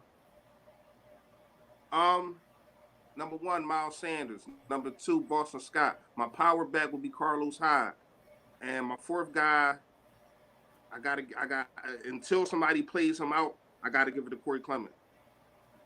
So, if you couldn't sign it, if we can't get Hyde to come down off his price, would you still keep searching the market for that role, or would you consider putting in Warren or Holyfield? Holyfield and Warren going to have to battle it out. I like both of them, but I just don't know what they can do at the next level. So they're going to have to battle it out. I tell you the truth. I would play one guy one game and another guy the next game, and try to fill them in. And one guy gets dressed, one dressed. I need my power back. I need to know who's going to be reliable, who can get me the yards that I need, and I also need to know if you can run a 5-minute run the game out drill for me. If you can just put the team on your back and here's the ball, so to the practice lane. Let me ask you a question. Why do you think the Eagles, who are somewhat high on Boston Scott, even though they're high on him, they don't feel comfortable with him taking over the featured back role if something were to happen? Why do you think that is? Too small. It's too small, you think? Yeah, when you got a guy like that, even Darren Sproles could never, ever have been a featured back. I mean, not featured, featured back. Like, he always had to have somebody by his side. You know what I mean? San Diego and New Orleans and even in Philly, he's never going to be your lead back. So just because of he can't take, even though he's built how he's built, he cannot keep continuously taking hits, number one. And number two, when you get a lead back, you always have to block. And I don't know if he's up to that par being that small. So you can't trust him with that. You know what I mean? All right, Mike, I'm going to flip this one to you. Since Fresh just put a pretty good explanation out there. You gotta put one on your 53, you gotta put one on your practice squad, and you gotta cut one. Warren, Holyfield, Killins. Go. Marry one. If I had to decide between that, I'm probably going to you're trying to get me killed. To give the chat what he wants, I would Killins will be the guy. Nah, just kidding. Yourself. All right, listen. I really like Killins. I want to see him in a handful, like I said, on special teams and or a small package that you can do with him, a couple plays a game. But because we need a power back and you gave me these three options, I'm going to say keep Holyfield, put Killins on the practice squad, and cut the truck, aka the truck, Michael Warren. So that's my thing. I would keep Holyfield because we do need a power back. Again, Killins is fast, but we have fast guys. You know what I mean? We need a power back. I would keep Holyfield, put Killins on the practice squad in case we want to bring him up for something, and then go ahead and cut Michael Warren. You know what? I think because of special team purpose, I'm gonna have to switch up my four. Clement doesn't make the cut. Doesn't make the cut. I need Killins in there because of special teams. So you said I can't. You said I can't bring Killins, and now you just. I say that. I'm just kidding. I'm just kidding with you. But I was saying don't get it. You talking about get a fans what they want? No, I was saying beat you. But it's crazy in that instant when I was just making my list, I really forgot about Killins and what he's going to bring. What I think that he's going to bring to the special teams. Because once again, man, let's talk about it real fast. Special teams is a third of the game, and we underappreciate it and disvalue it. But it's a reason why Carson Wentz has to take these long drives because he doesn't get short fields because we got nobody to field the ball. Either they're letting the ball go over their head and it's getting grounded at the 5-yard line, or they're catching it and they're at the 15-yard line and get tackled. You know what I mean? They're not making the right decisions, and there wasn't really no speed out there. I think this guy can be a major factor in the special teams. Him and Quiz Watkins. So let me ask you guys a question. Do you guys have the same feeling that the Eagles, the way they want to approach this is they want to do Sanders as their feature back? Of course, no one's going to argue that, and then they're looking for probably a veteran to come in here and play that role of the break in case of emergency, and then like kind of in between the tackles back. Right, and then you have Scott, Boston Scott, and then you got one of these young guys making the team behind him. Let me ask you a question: is there a reality you think? Do you think this scenario could happen? You signed a veteran, and the veteran turns out to be way above what you expected. So now you got Sanders as your feature back. You got the other guy taking care of the majority of the reps. Do you think that two of these guys that are like rookie free agents, or let's just throw with the old guy in there, like what's his name, the kid from Georgia, Elijah Holyfield. Do you think two of these kids could push Boston Scott off the roster? Ooh. Real quick, let me just say this real quick.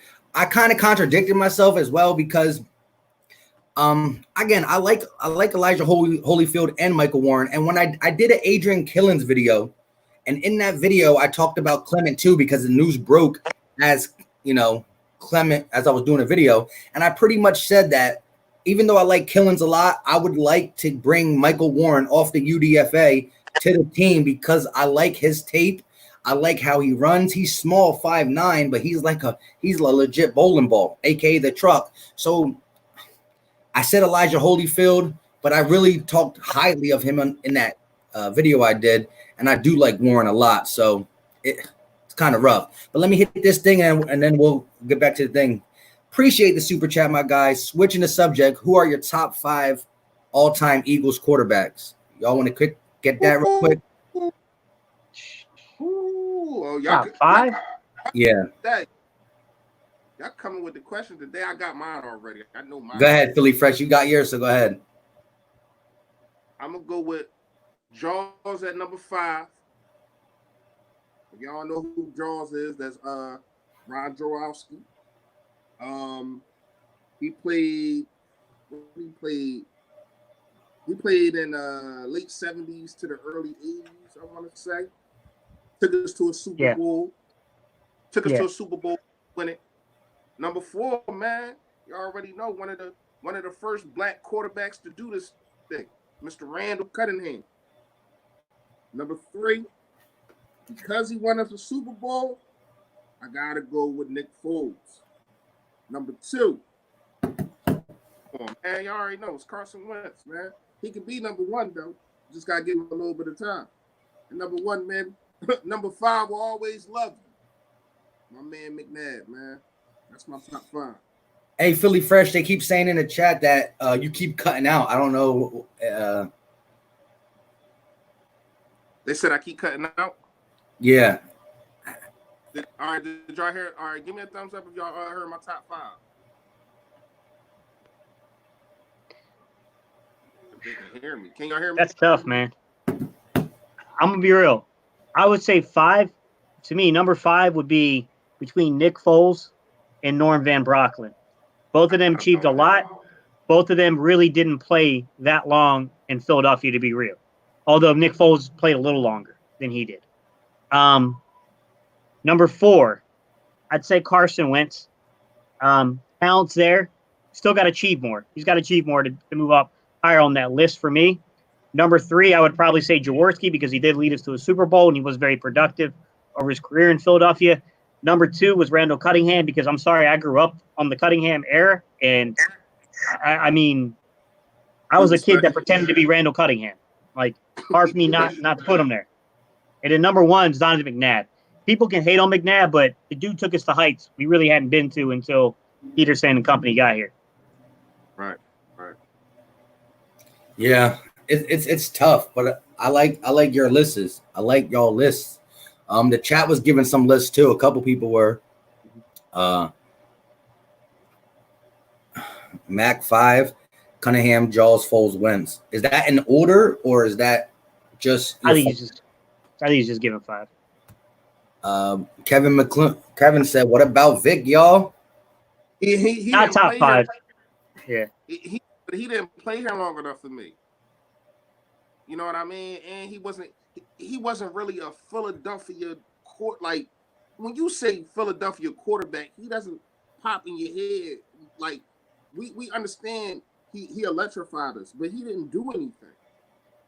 I don't even think he didn't even win. Did he win a playoff game? No, he didn't. No, he didn't. This is for you. Remember, he got beat by Green Bay. Yeah. He lost to Green. That was it. So, nah, he can't be in my top 5. Not Eagles quarterbacks. Just for you, Philly Fresh. What you think about C.D. Anderson? I think about him.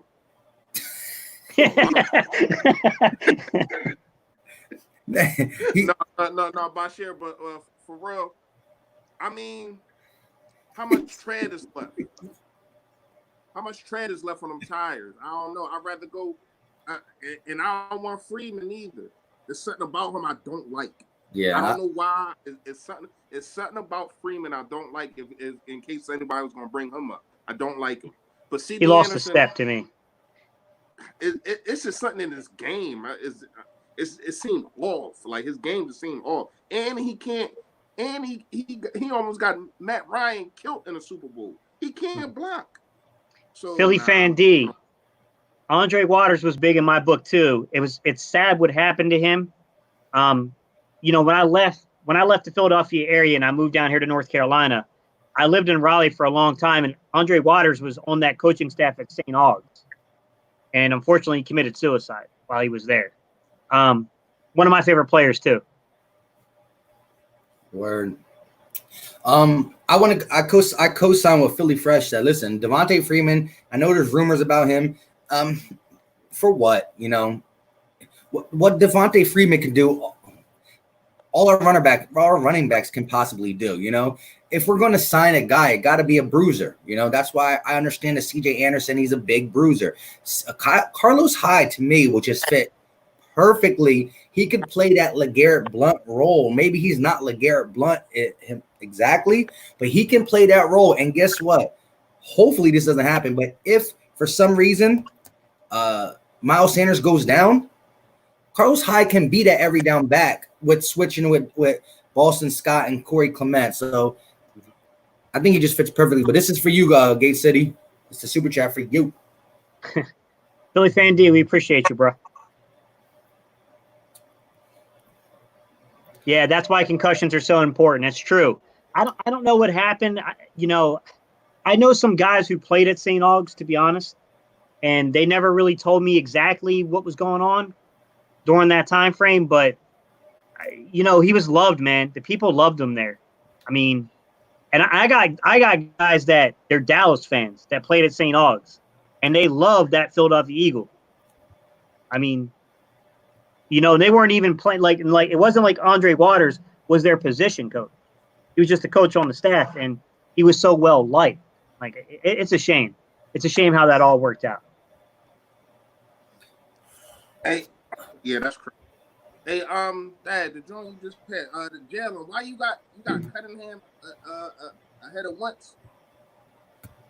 I like how he said about McNabb though, because he's the same thing as me. I became an Eagle fan and but in '98. So like he was the first one I knew, and like you said, listen, man, we got all them NFC Championship games losses. I mean, the Panthers, the Bucks, them things were hard. But listen, he was putting me through so much heartbreak, man. Like, but he did a lot with a little. I was a running back at that time, and I wanted to be Westbrook so bad. Like that's why everything he did, I did. I wore his number. Everything that Westbrook did, I did, man. Charles, we love you, bro. Jesus, you appreciate that super chat, bro. You wore his what's up, guys? I'm so fed up with Philly media showing no love to the Birds. To Gunnar Brooks, John Ritchie, and Elliott Short Parks. These guys drive me insane. Did they say something recently? I know sometimes Brooks can be a little over the top. See with John Ritchie, I agree. Elliott Short Parks, first of all, this dude is a Wentz hater. I don't know why. Yeah. You want to hear his quarterback list? Who he thinks is better than Carson Wentz? He said Tom Brady, Drew Brees, Dak Prescott, Cousins, Lamar Jackson. Like, this dude is just such a hater. And the John Ritchie is he's just mad that we're not getting the star players that he wants all these stars, and then he just wants Howie to figure out how to pay everybody. So he's mad about that. He's mad about the Jalen Hurts pick. He's mad about the Rieger pick. He wanted Jefferson, which I don't see why they didn't get Jefferson, because he's a slot guy, and we needed the guy that can play. I don't think he's going to be real fast. Do y'all think that Jefferson is going to be a factor more than Rhaegar will be for us, for the Vikings? And say that one more time. I only heard the second end of it. Say that again. Do you think Jefferson will be more of a factor for just in year one? If Jefferson will be more of a factor for the Vikings than Rhaegar will be for us? No. Me neither. Not that he won't be the better player initially, but a bigger factor for the team. No, because of Thielen. Thielen and their running, they're a dominant running team too. Yeah, but Thielen is no player that Diggs is. Diggs was the Stretch. motor that He makes stretched the field. everything go. Exactly. Thielen is a nice possession receiver. He's really kind of like Zach Ertz, but a wide receiver kind of Zach Ertz. You know what I mean? A good possession receiver. Yeah, But I think he might outproduce. He might outproduce Rager, but I think Rager is going to do a lot more for the offense. It just won't be as noticeable. Right. He's going to have more volume, but this kid is more electric, I think, and you're just gonna see it on the screen. Like, oh man, I see why they picked this dude up. You know what I mean? So that's one of the reasons why John Ritchie is how he is. I don't know too much about what Brooks and Gunner is talking about, but I don't know, man. John Ritchie been on some weird stuff, and John Ritchie used to be one of my favorite players too. Yeah. But he's been on some weird stuff recently, man. Yeah,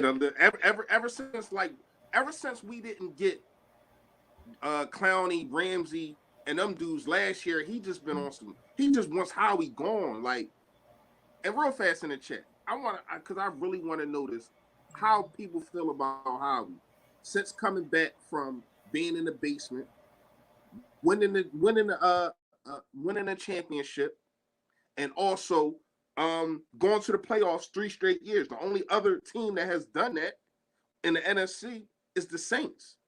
So we got to understand what Howie has put in front of us. Now, I'm not trying to make this decision for y'all, but I do want to hear what people feel about Howie. I understand we pissed off about the second round, 53rd overall pick. I understand that.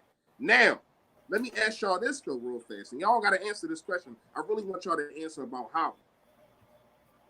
If Jalen Hurts ends up throwing and being in or counting for about 9 to 10 touchdowns next year, how we gonna feel then? You know what I mean? What's up, fellas? I'm a little late to the party and I'm gonna see players again the rest of the Yo, be more careful. No, that's talking about that though. That's real.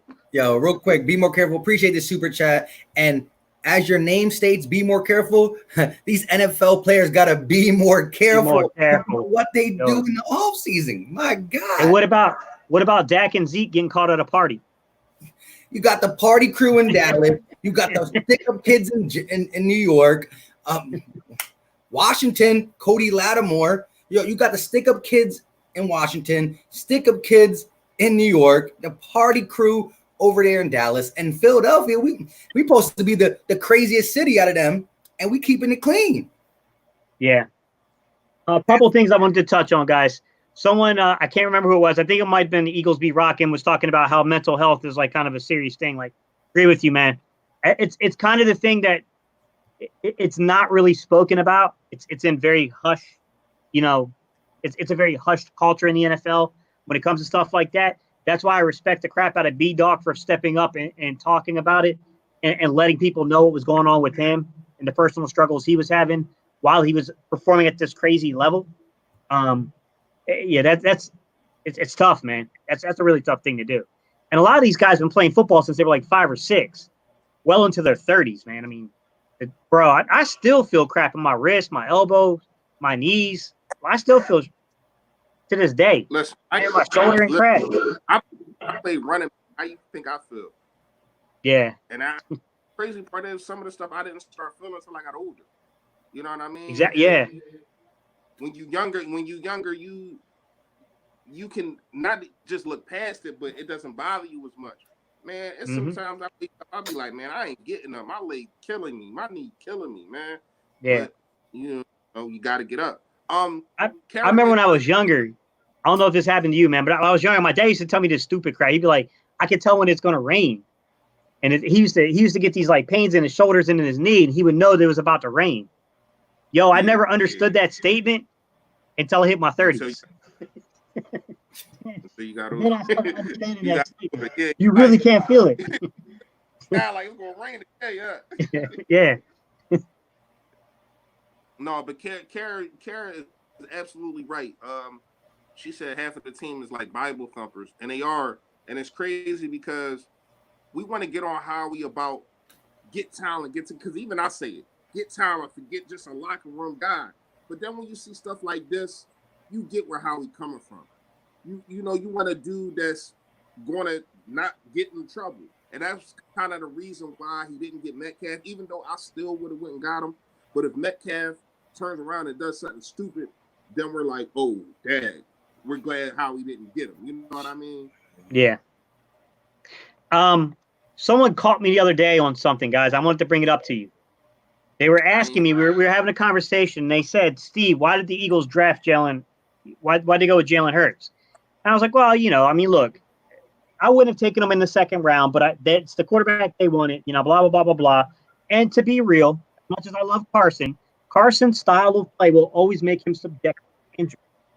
It's always going to be reality. He's not, you know what I'm saying? He's a physical dude. He likes to play with a certain physicality. He's always going to have that risk. But then this person said something to me, man. I'll be honest with you. I ain't really have an answer for it yet.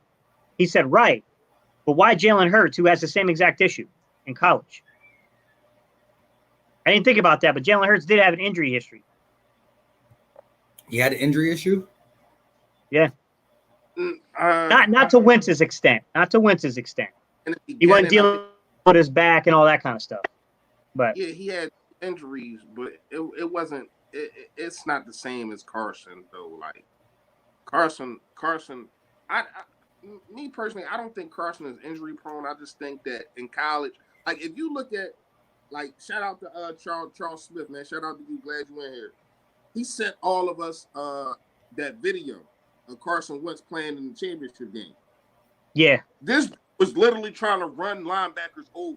I'm sitting there watching, like, and remember, in 2016, he came into the game trying to do that too. And even in 17, remember, I think it was the Carolina game, he tried to run for a touchdown and run the linebacker over. So yeah, Carson Wentz puts himself in a lot of this and a lot of that. You know what I mean? He has calmed down on that. He's calmed down on that a lot. And that's really one of the reasons why that Carson Wentz was getting hurt like that, because you're exactly out there playing like a running back. Yo, he did kind of lower the shoulder on that linebacker. I saw that too. I was like, what is he thinking? But yo, how about he tried to go right through him? And they went to the sideline, and Jay said, "Yo, he got to stop doing that. That's what we here for. What is he doing?" Like, he was.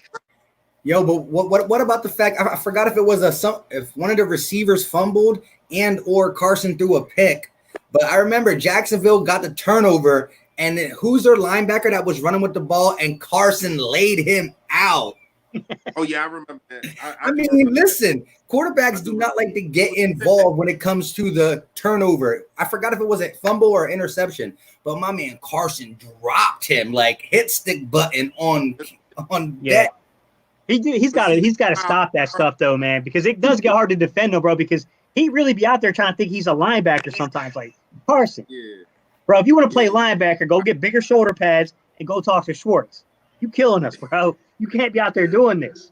Yeah, listen. But at the same time, you gotta respect it because he's a gamer. Like I forgot what game it was, man, last year, but he like fumbled on the goal line and his instincts just kicked in. Unlike like a dude like Cam Newton when he fumbled in the Super Bowl. You know what I mean? Instead of jumping on it, he basically backed up. When you got a gamer, a dude that wants to win and loves to win, he's going to jump on that ball. And that's why. Let me ask you a question. Do you think that they were watching Jalen Hurts run that football? Don't mind all the stuff I said about his mechanics and throwing. He's got a long way to go to develop as a quarterback. Do you think there was an element to that film where they said younger Carson with the ball in his hands? Yeah, he's got the competitive edge. He's got the competitive edge that Carson does. Do you think that might have played a role? Of course, because Hurts? Of course, because I mean Carson has a better arm in college. Carson has a better arm in college than Hurts has now. But I agree with you because of what they said afterwards, how he said afterwards, the quarterback factory and stuff like that. Meaning we could take this guy and make him into Carson Wentz or something like that. Me personally, I want your opinion on this. Being as though it might not be a college season, because I've been doing a lot of thinking about this Hurts thing, and my mind go everywhere with it. being as though it's not no, seriously, being as though it's not going to be a college season, it might not be a college season next year. Do you think that he can be traded?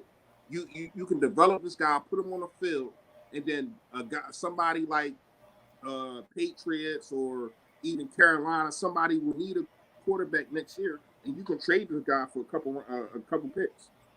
Do you think they're going to do that though? Because I mean, are you honestly expecting them to get the value that they already spent on a 53rd pick back though? Unless he turns out to be like, I mean, ridiculously good. You know what I mean? Yeah, he's there. Hey, real quick, shout out to Antonio Holmes real quick.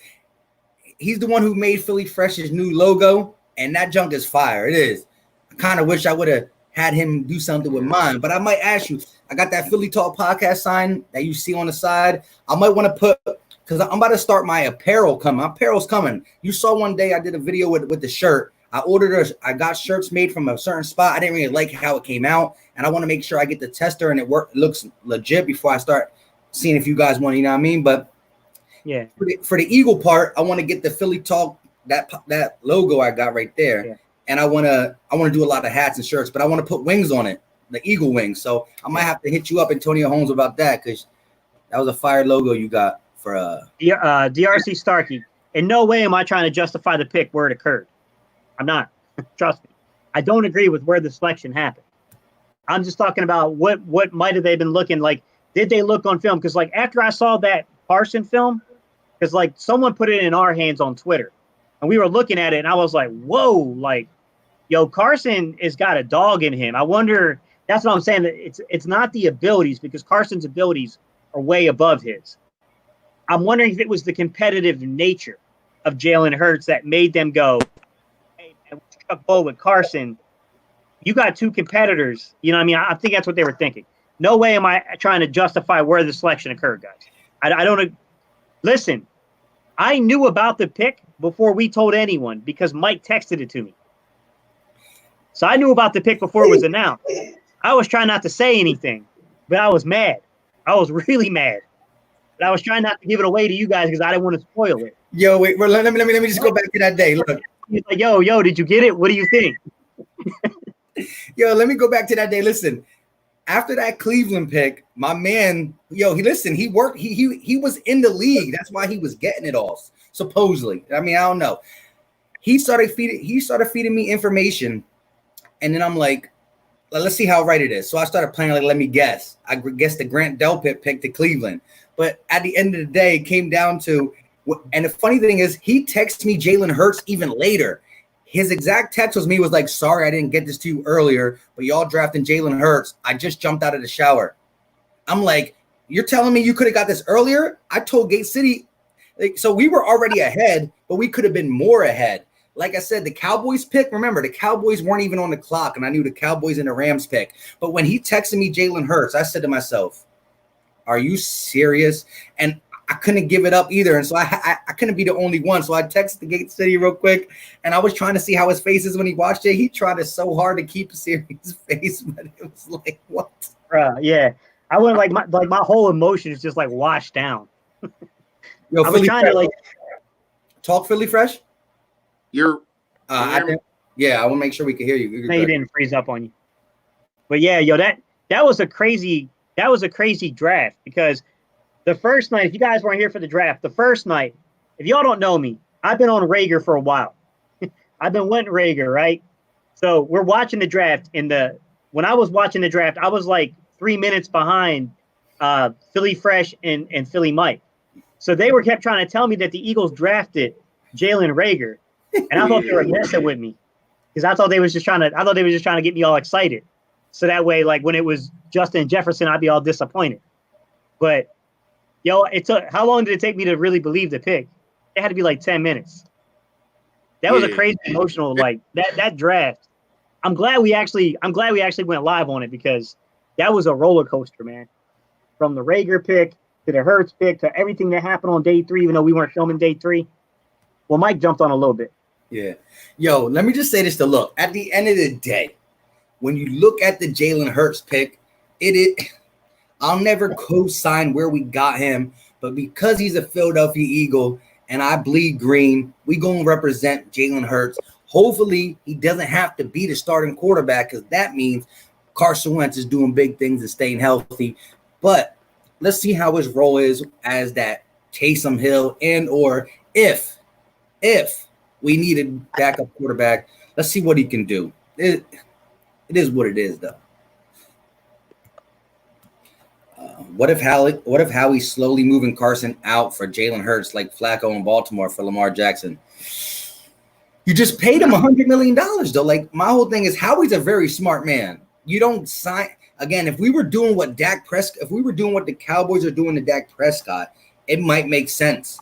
But to pay this man make him $100 million man, and then do this, I don't know. But yeah, that's not happening. That's one thing I really want everybody to realize. This is not to replace Carson Wentz. If anything, it's to make sure that in the next couple of years, if you keep him, that if Carson Wentz goes down, you have somebody that can kind of play that same type of style if his arm gets better. Because we all know Nate Sudfeld is not going to win us a game. He's been in the league for 5. This will be his 5th year. He threw one pass.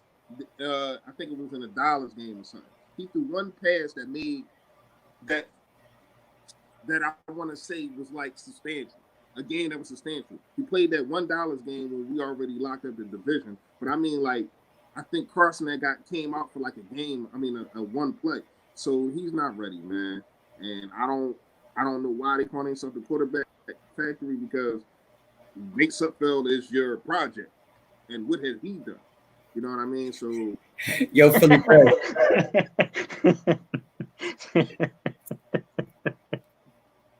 That's pretty good. Yeah, you done did it. Now you gave you gave him the name Baltimore, and everybody clicking on it. Hey, Baltimore, man, he would not be named, man. I didn't want him back last year. I'm glad he's gone. He's finally gone, man. Lord Baltimore. So, let me ask you guys a question. And in the comment section, y'all chime in. In 5 years, the most productive wide receiver from this class will be. Y'all want me to go first? Wait, say the whole thing again. I kind of was reading the comment. In 5 years, not the best. In 5 years, the most productive wide receiver from this draft class will be. Y'all want me to go first? Yeah, go ahead. T. Higgins. But Joe Burrow's over there in Cincinnati. So you're saying the most productive 5 years from today? 5 years from today. Not the best. I'm not talking about the best. I'm talking about the most productive player. I'm going to say this. I'm going to say I like that T. Higgins thing because he's going to be the number one after AJ Green leaves and all that. But let's just look at the fact that Jalen Reagor. I'm going to say Jalen Reagor, and it's biased, of course, but this is why I'm going to explain why I say Jalen Reagor. Sorry. Deshaun Jackson, Alshon Jeffrey will be leaving soon, right? So Jalen Reagor is going to be our number one guy, like our number one guy when it comes to receiver. We know Zach Ertz is going to eat. He's always going to eat. Hey, give me 1 second. Hey, Charles Smith, we see your super chat. We're going to get to you in a second. We'll get to it. But I want to say this, though. A lot of these guys, like Justin Jefferson, he's going to be playing with Adam Thielen. He's going to eat into his production. CeeDee Lamb, Mari Cooper, and Gallup are going to eat into his production. Where did Denver got what's his name, right?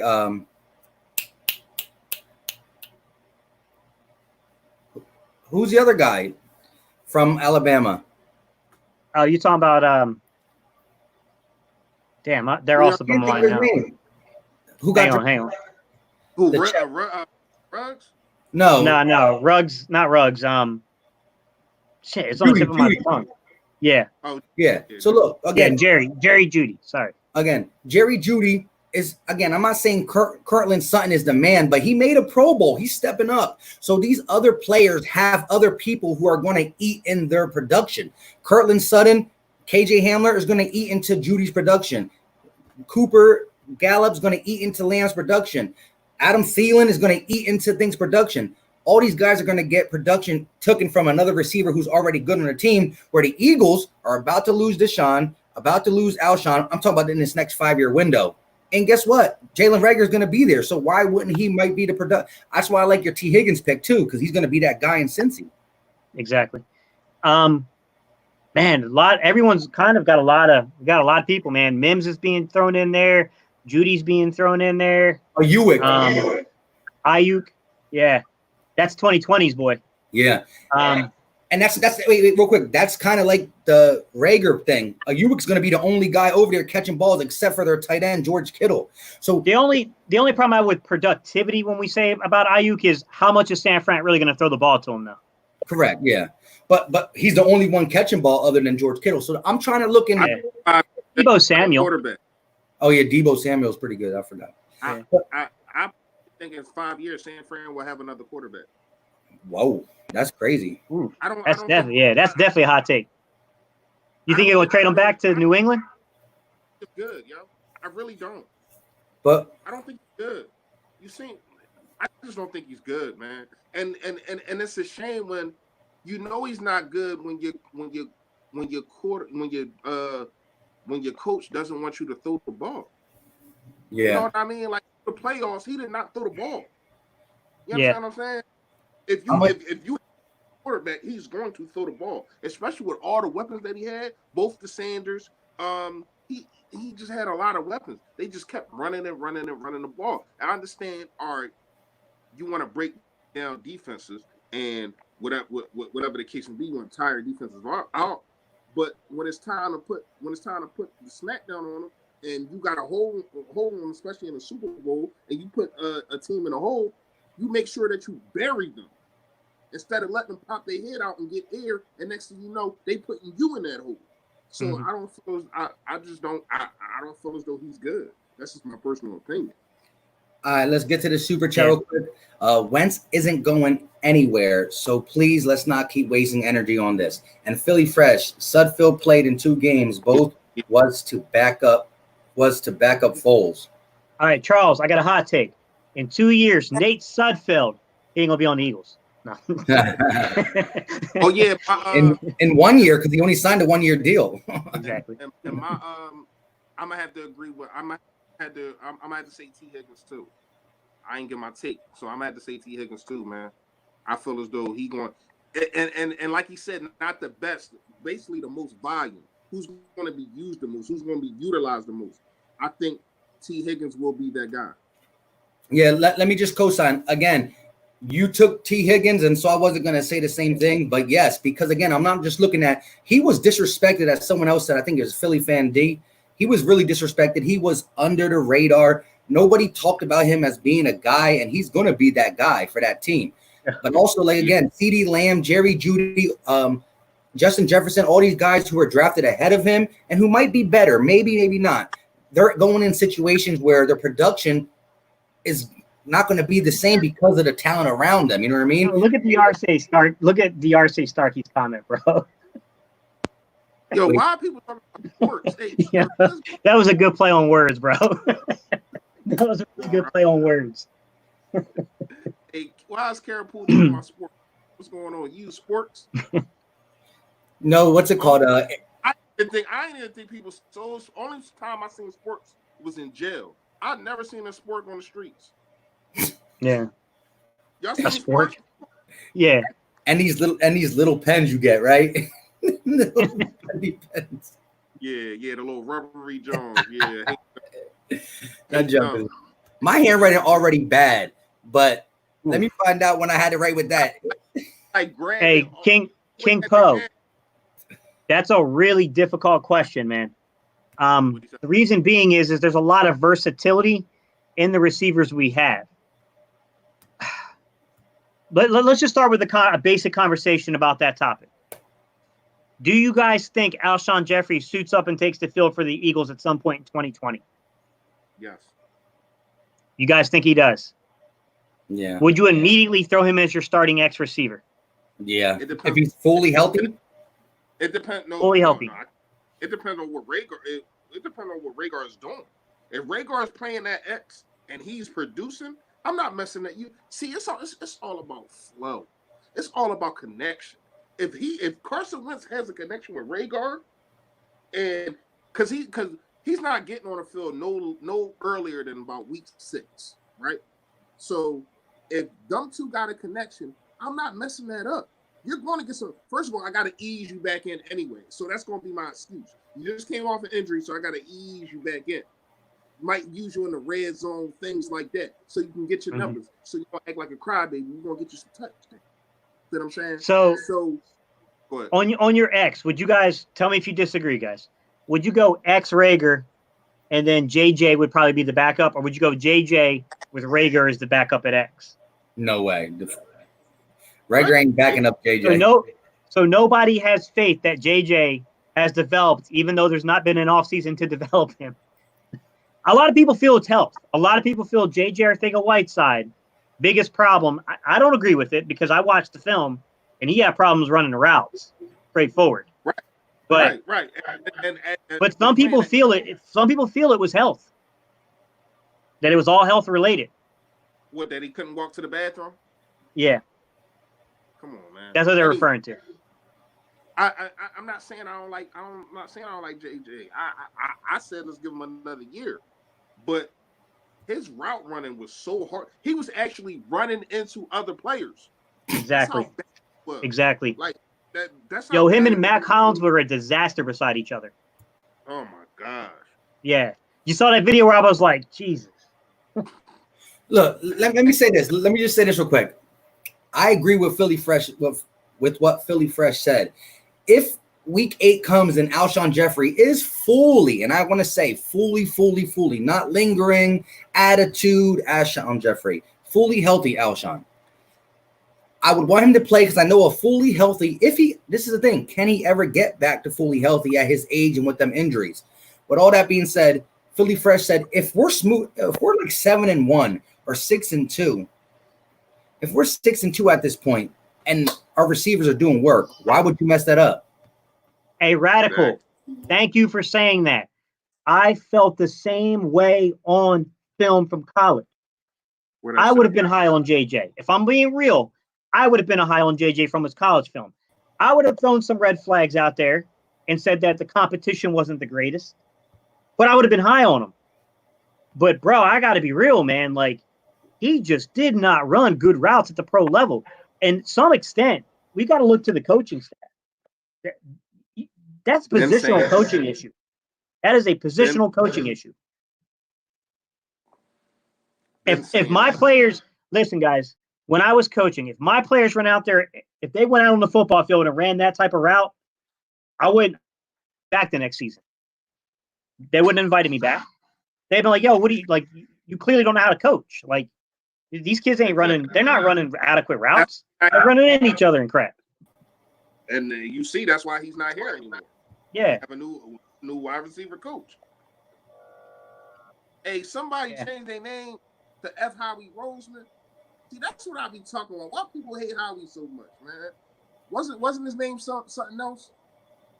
Yeah, this is I Run Philly normally. Yeah. Hey, what Howie do? What? See, you must have not been here when I was just asking the chat about how y'all feel about Howie. Obviously, I know how you feel. But tell me why you feel like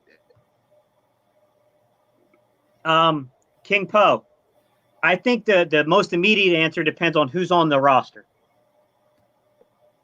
I would say who's backing up, who I would back up at the Z. I think Watkins is a more natural Z. I think that Hightower has the skill set to play the Z, but he played a lot from experience at the X. He played more on the boundary at Boise State, which is surprising. If you showed me his body type and the way he was catching balls and routes from the combine, and then you said, "Hey, where do you think he's aligning?" I wouldn't have thought that he was playing on the field, or he was playing on the boundary side as often as he was.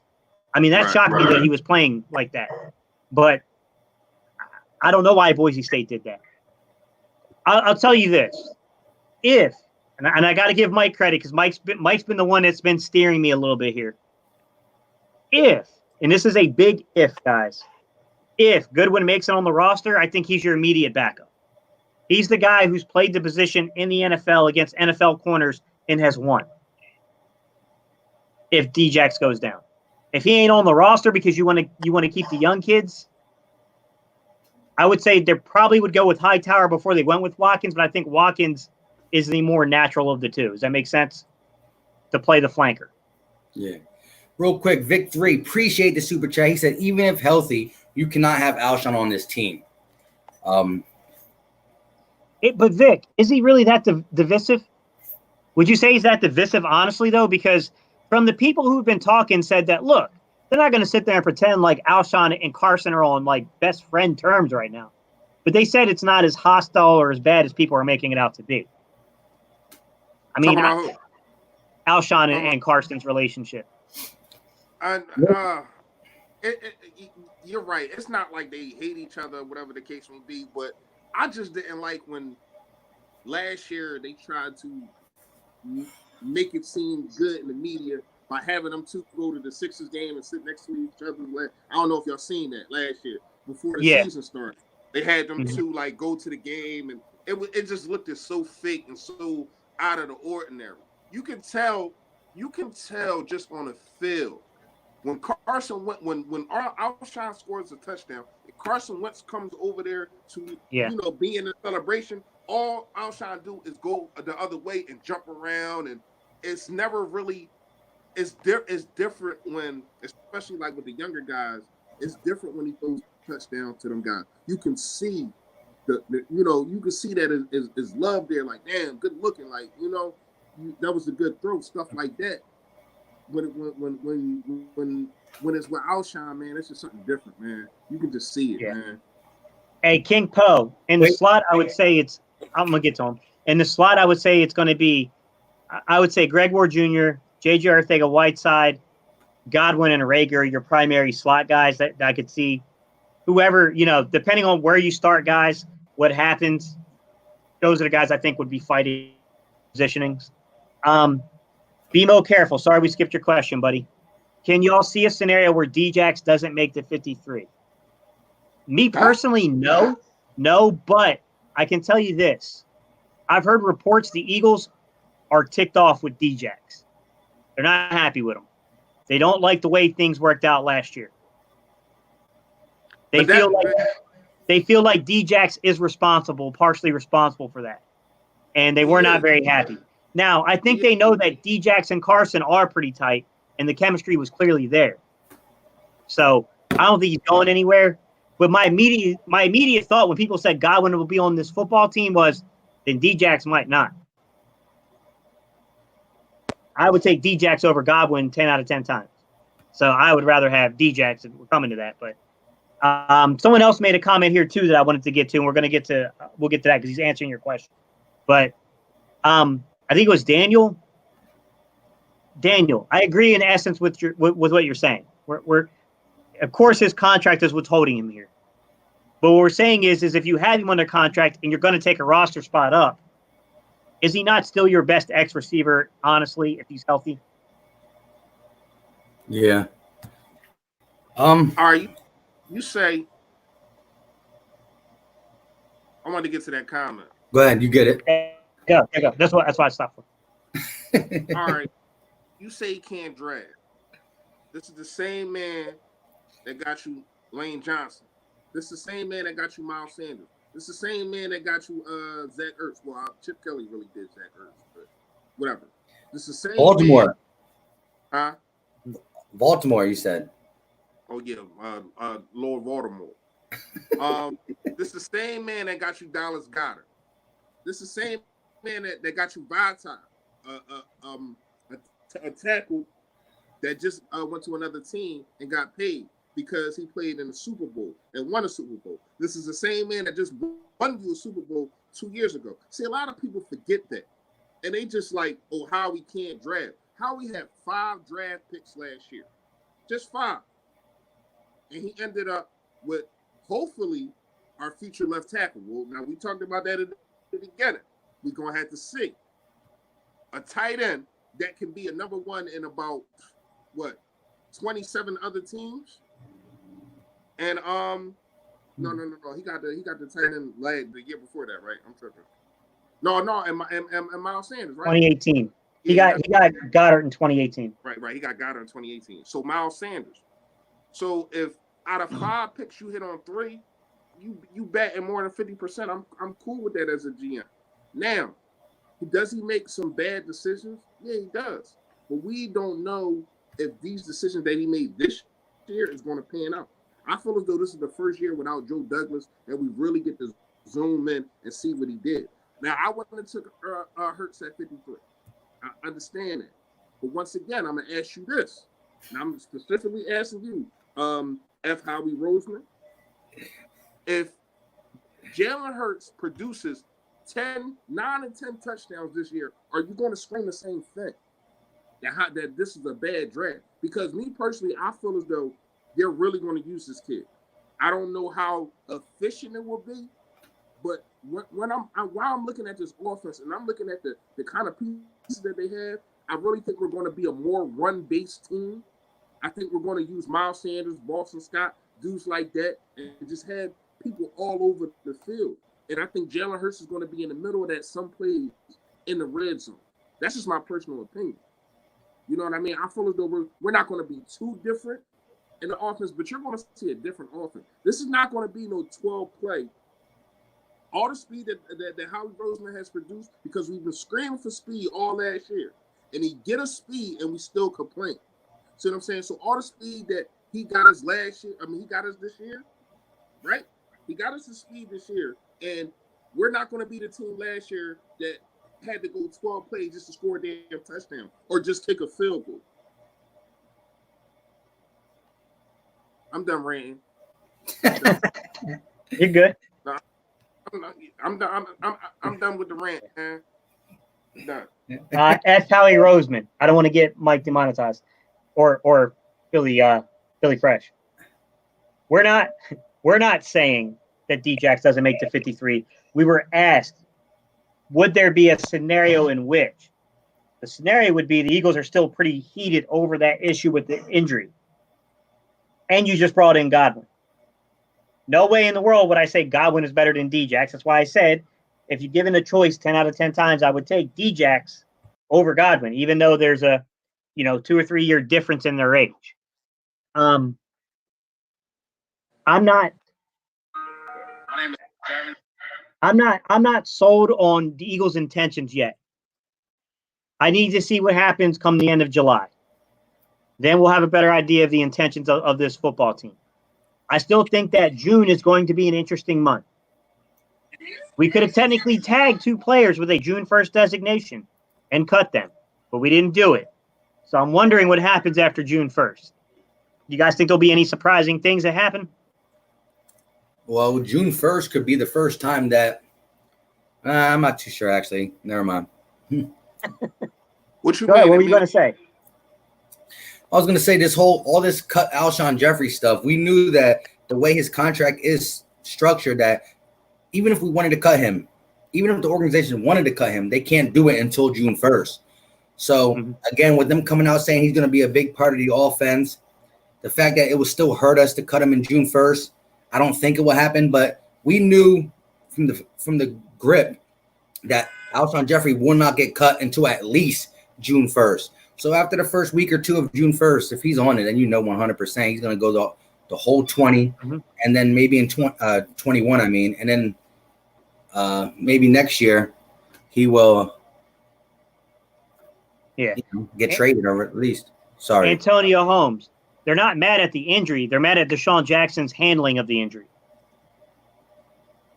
When they had their doctors and a second advice given to him, telling him to opt for the surgery, and he still decided not to, and the results of the season played out the way they did.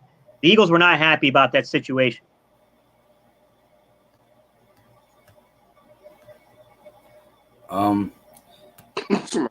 I saw a comment that said about Jalen Reagor in the slot. How do you feel about that, Gate City? Jalen Reagor in the slot? Possibly. He could play the slot. I don't think it's the best use of him. You know what I mean? I think he's better suited to play outside than inside, but you could, if you're just trying to get your best 3 players and, however way you can get them on there. Yes, Reagor gives you the versatility to play him in the slot. You could do it. My question is that would mean that, to me, that means JJ must be taking the next step and is going to be productive. And that's the that's the crazy part another thing about JJ real fast, and the fails of this coaching staff. They had him playing all over the field like he just like he was like that. If this dude can't get one position right, why would you expand his role? They had him playing the Y. They had him playing in the middle. They playing the X. I'm like, why are you moving this guy all over the field and he can't run a route just on the Y side? I don't even understand. That doesn't make any sense to me. DRC, he can. It's true. So he says, I think JJ should play in the slot like Matthews. How do you guys feel? Do you think JJ would be better in the slot than he is in other positions? And how do you feel? Better. Right. Not better. Right. Yeah, not better, but adequate. JJ can play a tall slot. I've been saying that. JJ can play your tall slot role if you need him to. He's one of these X-aligned boundary receivers that can play inside. Definitely think that, if he just can't play on the outside at the NFL level, I could see that happening. Guys, I don't know what to think about JJ at this point because there's no off season. You know what I mean? There's really just so far there hasn't been any off season. And I don't know if we're going to get a full training camp along with the preseason. So I just, you know what I mean? Like, it's really hard to feel confident in saying anything right now because I just don't have anything to go off of other than last year's production. You know what I mean? Last year's film and last year's production. Yeah, I'll answer the question real fast. I feel as though it will probably be best for him to start in a slot right now. And then you could probably move him on to the outside. But I feel as though he can do most of his damage at the X. If he can get his route tree right, if he can get it right, because he has the body size, he has the outshine type body. And he can catch. Even though we dropped the pass from Detroit. Everybody dropped passes. We was pissed as hell at him. I understand that. But the dude does have good hands. You seen the first play in a Dallas game. He snatched that ball out the sky. See what I'm saying? So I feel as though start him at the slot, and then you can move him to the X. And then next year, if he's playing up the par, he can be our X, and Rhaegar can be our Y. And then we'll see what'll happen in the slot. What you think about that, Gates? Yeah, I think it's a real possibility. Yeah, I have. So Wilder has got a lot of notice locally from the news around here. Elijah Bell, a little more under the radar, but definitely like locally, he's well known. Now, I don't know what the prospect of these kids, what's going to come of these two, but they're definitely playing on a good football team. No doubt about it.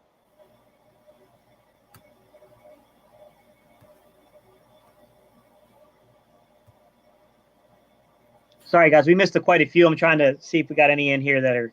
Yeah. I did see one. I did see one, Mike. I'm about to comment. Jalen had one that was pretty good, where he was asking about the differences this year from 2017, and I think it's a really good question, and it's hard to answer. Right now, Jalen, right as the roster sits currently, I'm not sold that we have the power back yet. I think we got some guys that might be able to play that role, but I'm not 100% certain yet. I love the fact that we brought Rich Grandrello in here because that means we're going to probably roll the pocket. Now, when it comes to play calling, when it comes to play design, now we're talking about Marty Morningwig and Doug compared to Doug and Frank Reich. That, to me, that's going to get interesting. Yeah. Because what is Marty Morningwig's role here? He got to be that Frank Reich, that creating the plays, wise words to Doug Peterson. Because listen, Doug Peterson called the plays in 2017. He just had a better staff. When I'm talking about Mike Groh didn't do nothing. So I think Marty Morningwig, being a veteran, he can't call plays at the right time, but he knows how to make creative plays and all that good stuff. And I want to say this. We forget how dominant our run game was in 2017 listen. The Philadelphia Eagles, as a team, were third in rushing. Third. We were third in the NFL in rushing. Now, we didn't have a 1,000-yard rusher because we had Blunt, Ajayi, Clement, Smallwood. They all contributed. We rushed for, I think, 1,669 yards. That's not including Carson Wentz's runs because he had like 200 or 300 yards on the season or something like that. Don't quote me on that. But the running backs ran for 1,669 yards, which freed up everything. You know, the rollouts, the play action. You know, listen, we get a run game, which we can do with Miles Sanders. He could be that shady dude. Potential is there. You get the run game going with the one thing that we lacked so much last year was speed. And these guys don't got to be contested catchers. They don't got to be Hopkins or Julio Jones, but just running deep routes like Torrey Smith did. He didn't do that much. He had 430 yards that year, but opening up the field that way gives Zach Ertz more one-on-ones. Miles Sanders coming out the backfield on one-on-ones. Everybody gets more one-on-ones because the safeties are not up. So let's go. We about to get this 28 points per game average. I'm just kidding. Charles Smith, I hate to say it. You might be right. I really hate to say it, but you might be right. I think NC might be better than NC State this year, to be quite real.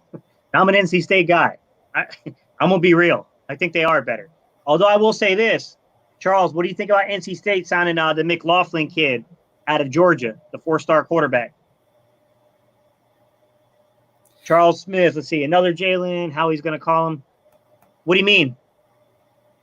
What do you mean by that exactly? Yo, but this was a super chat for you though, Gates City. Yeah, that's what I'm asking him what he meant by it. Yeah, that's what. But yo, he also said this is funny. He said we are a Jalen factory. Forget quarterback factory. You just gotta have Jalen on your Jalen Rieger, Jalen Hurts, and yo, Davion Taylor's middle name is Jalen. Really, Jalen Mills. Jalen Taylor. That's crazy. What do you guys think about? What do you guys think about the actual offense in terms of comparing to 2017 with the receiving group we had? I was just about to get into that. I was about to piggyback on what y'all was saying before y'all started going on your Jalen rant. The pass game opened up our run game. You know what I'm saying? People was scared of us. People was scared of Carson Wentz's arm. People was scared of Alshon Jeffrey. Everything was downfield. And then you had Zach Ertz. See what I'm saying? And you still had Selleck. So it opened up the run game. That's why if you look, a lot of runs, man, and then an offensive line, which is dynamite. See what I'm saying? A lot of the runs, man, people wasn't touching Jai till he got to the linebacker level. You know what I mean? Everything was out. It's so easy to play a team like how we was last year when everything is hit 8-yard hitch routes. Nobody's flying down the field. Oh, all I gotta do is stay here. And Matt Hollins, just make sure he doesn't get in front of me. I don't really gotta. He's not gonna make no type of move. He's not gonna run a crisp route. He's not gonna run a fly route or crossing route and go for 80 yards home. So all I gotta do is make sure that everything's in front of me. You can't do that with this team right now. If these young receivers that we got can catch the ball, this is going to be a problem, man. If they do it how they supposed to, everything down the field, you know what I mean? If Zach Ertz cleans up everything in the middle, we won't be a problem just like 2017 again. And that's going to open up the run game. And that's why I said we'll be more run-based. We'll be more run-based this year, man, especially when you got a stud like Miles Sanders. Guys, I have a whole bunch of the undrafted rookie free agents I still have to get through in videos. But one thing I'm going to do, just kind of going off this comment, this whole discussion, guys, is I do want to go over like 3 or 4 plays I think the Eagles might implement into the playbook using these players we have. I don't know if they'll use the plays I'm going to talk about, but I think we have the players to implement these types of routes. But that's coming up, guys. It'll probably be It'll probably be at the end of this upcoming week, if not the beginning of the following week. All right. Yo, but like I said, the speed that's coming to this team at the receiver position, a lot of people's biggest comment against the Eagles who are not Eagle fans is, you got speed, but can they catch? Like I said, man, Torrey Smith was not a great receiver at that time that we got him. He was nice in his heyday in Baltimore, but just the fact that you get safeties off our back, just the fact that Miles Sanders might be on a linebacker now, the fact that Zach Ertz don't get double teamed, all this stuff is going to pay dividends for these other guys. And again, like I said in a lot of videos, Deshaun Jackson, if he was here last year, there'd be games where the Deshaun Jackson has 5 catches for 32 yards. But guess what? He still made a very big impact because he's on the field. The defense played us differently, and he only got 5 for 32. But because of that, Zach Ertz went off for 11 for $130 and 2 tugs. You know what I mean? So him being on the field, he doesn't have to get 100 yards for him to play, for him to pay out. It's crazy. Yeah, I agree. It's gonna be an interesting year, guys. So let's just say this again. We know the schedule is out. We know how y'all feel mostly, but we got 84 people on here. Make sure you like whoever channel you're respectively watching. But let's do it again real quick. Off the top of your heads, throw out what you guys think our record's going to look like, something like. I know Gay said he don't like to predict it, but he did say records. Yeah, he did say he feels like we should. It would be nice to get double-digit wins, and I think you feel confident, not confident, but you think we're going to get right around them double digits. What do you think? I mean, right now, as we're sitting here without the roster being finalized and completed, I would say we're about a 10-win, maybe 11-win team. To be honest with you, I think without a dominant running game that can run out the clock and can keep our opponents sitting on the sideline, not being able to get the ball in their hands and make comebacks, I still think there's some questions we need answered. I also think I think our schedule, some people can look at the schedule and make an adequate argument that it's not that difficult, but I think the way that some of the schedule is shaped, it's a little more difficult than people think, man.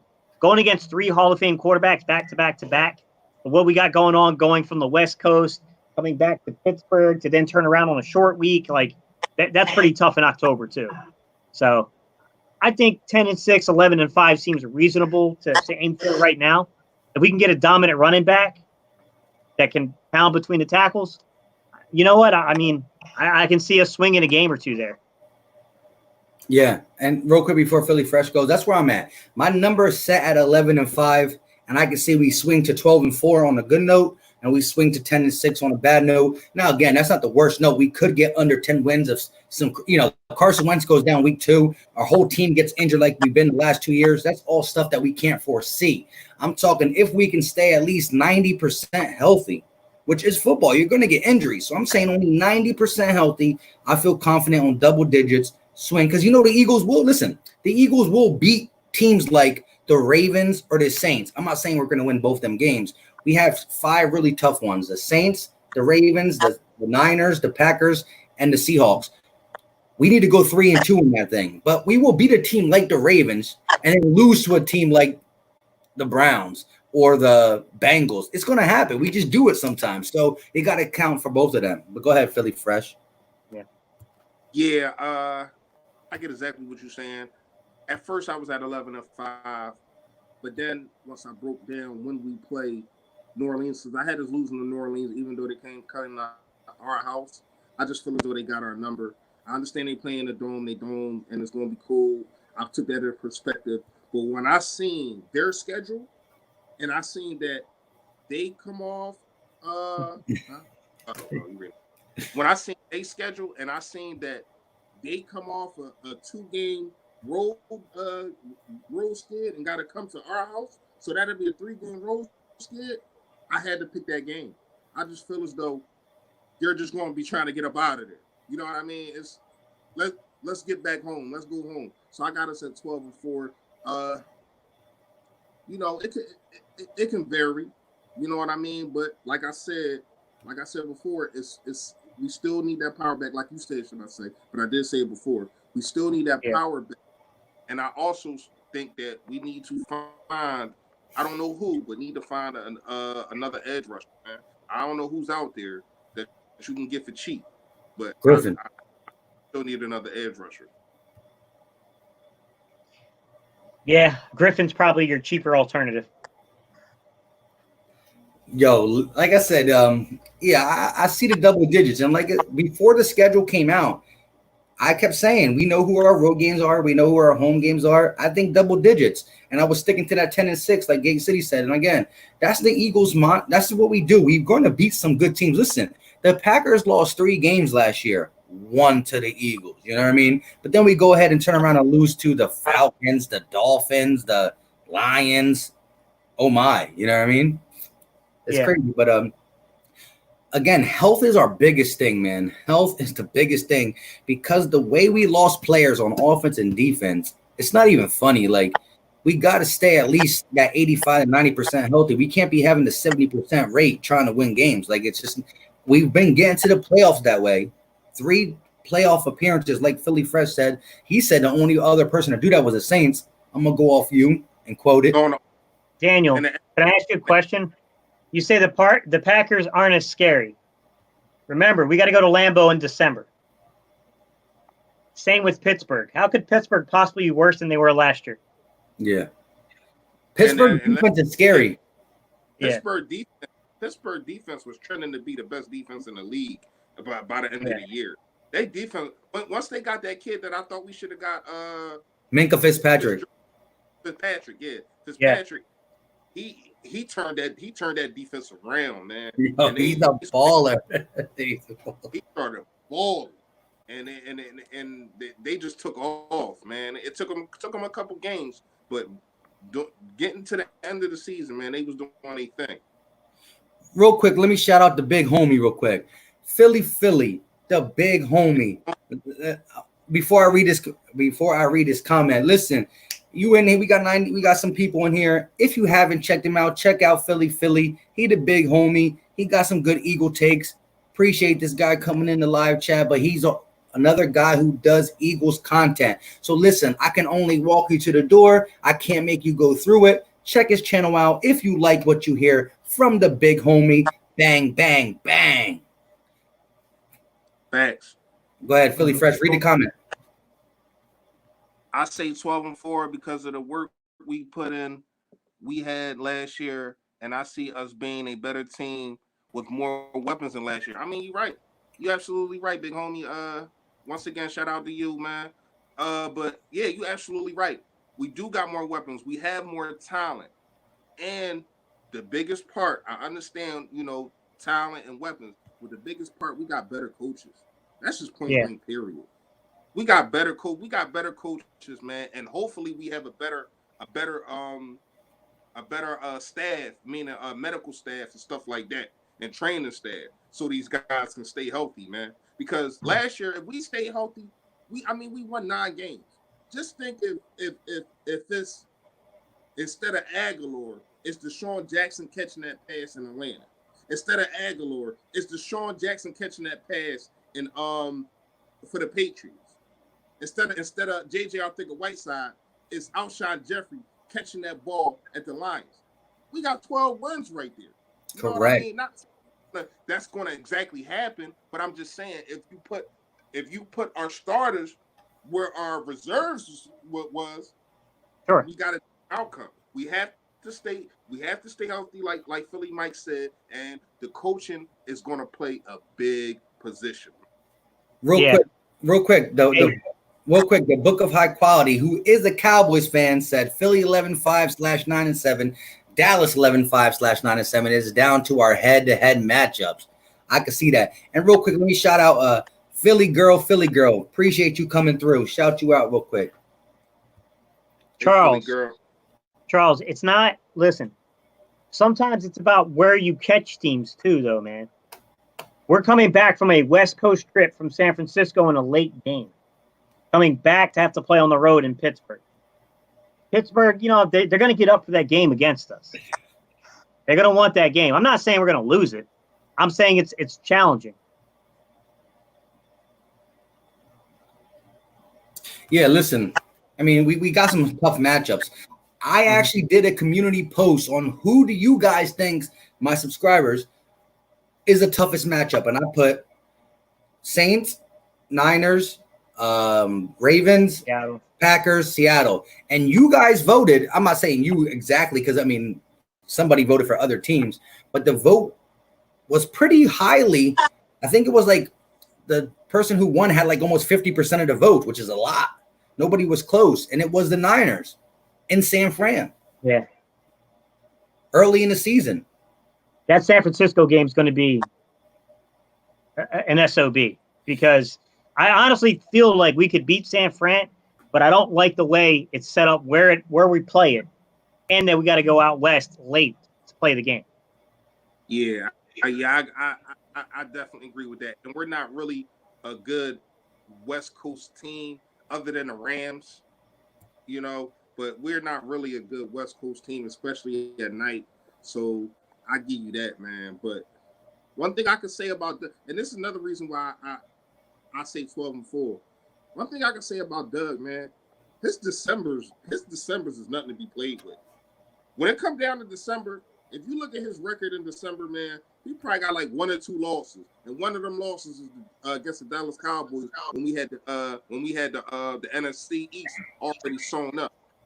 Doug Peterson is a beast in December. I don't know why sometimes it takes him so long to get acclimated, but once he's zoned in and he start doing things that he does, especially in December, man, he's immaculate.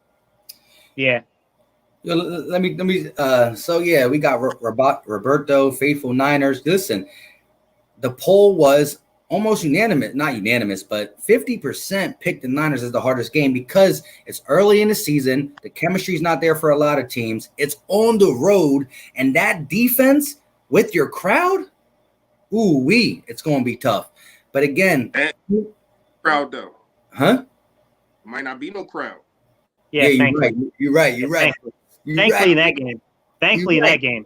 Yeah. But the Saints, they got our number, like Philly Fresh said. But also we get to play them at home in December, which I am going to that game. Listen, guys, we still got to pick a game we're going to go to if the coronavirus lets us go to them. But real quick, I want to say this too. Bashir Randall said, "Yo, Philly Mike, I just made a YouTube channel 2 days ago. What did I miss?" We just been chopping it up. We letting the chat take it away pretty much. But I'm gonna check you out, my guy, if you made a YouTube channel, and I advise everybody else here to check him out, see what he got. So, yeah, right?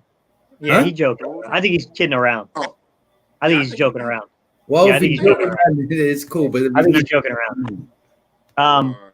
So let me ask you guys this: the 2 teams I really want to beat this year are the Saints and the Seahawks.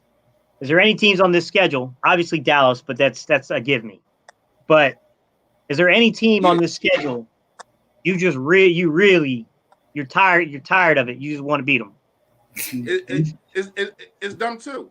It's dumb too because they got our number, and not only them, and this team, I feel as though, especially with Jim Swartz's defense, I feel as though we have a great chance of winning. Who I want to beat a whole lot to shut a lot of people up. It's Baltimore. I felt as though Lamar Jackson had a good year. He had a very, very good year. But the league adapts, man. And if you cannot throw the ball with persistence and position down the field, you will get exposed. And Jim Schwartz is good at running. He's probably, his defense is probably the best when you're facing a running quarterback. If you're facing a running quarterback, Jim Schwartz just goes crazy on you. If you can't throw the ball down the field and make his cornerbacks barbecue chicken, you're in trouble. See what I'm saying? But yeah, you're right though. The Saints and Seattle, man, we got to do them to win, man. We got to. Yeah, those 2 teams, bro. Especially with the crap with the Saints recently. I gotta back up my boy Brunson here with the whole hypothetical. If they didn't miss a tackle, well, you know what? You missed a damn tackle. You missed the tackle. Your coaching staff put that player, called that defense, and that dude took that angle and missed it. You lost the game. Get over it.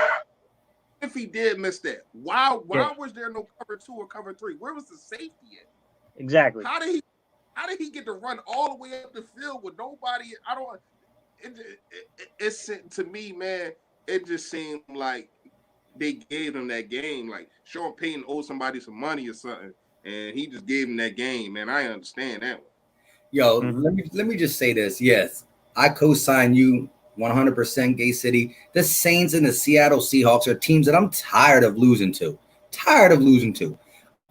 Like I said, we get both these games at home, which benefits us. They're both, I think, later-ish in the year, which benefits us. Hopefully, we got a crowd by then. Hey, one of my right-hand dudes is a Saints fan, but he's one of them dudes who keep it 100. You know what I mean? And I'm like, listen, I told him all day, yo, I respect Alvin Kamara, but as soon as he came out of his mouth about that, come on, man, take the L and just go with it. Like the L that they should be really mad at is the Rams one. You know what I mean? Because of the cheating. But still, I tell him all the time, listen, yes, was Nickell even in that game though, they still had a chance. This I was about to say. I tell them all the time, I said, listen, I know they cheated you guys out. Don't get me wrong. They did cheat you out. But Drew Brees got the ball first in overtime. Win that game. So, you know, he's like, whatever. You know, it's all good, though.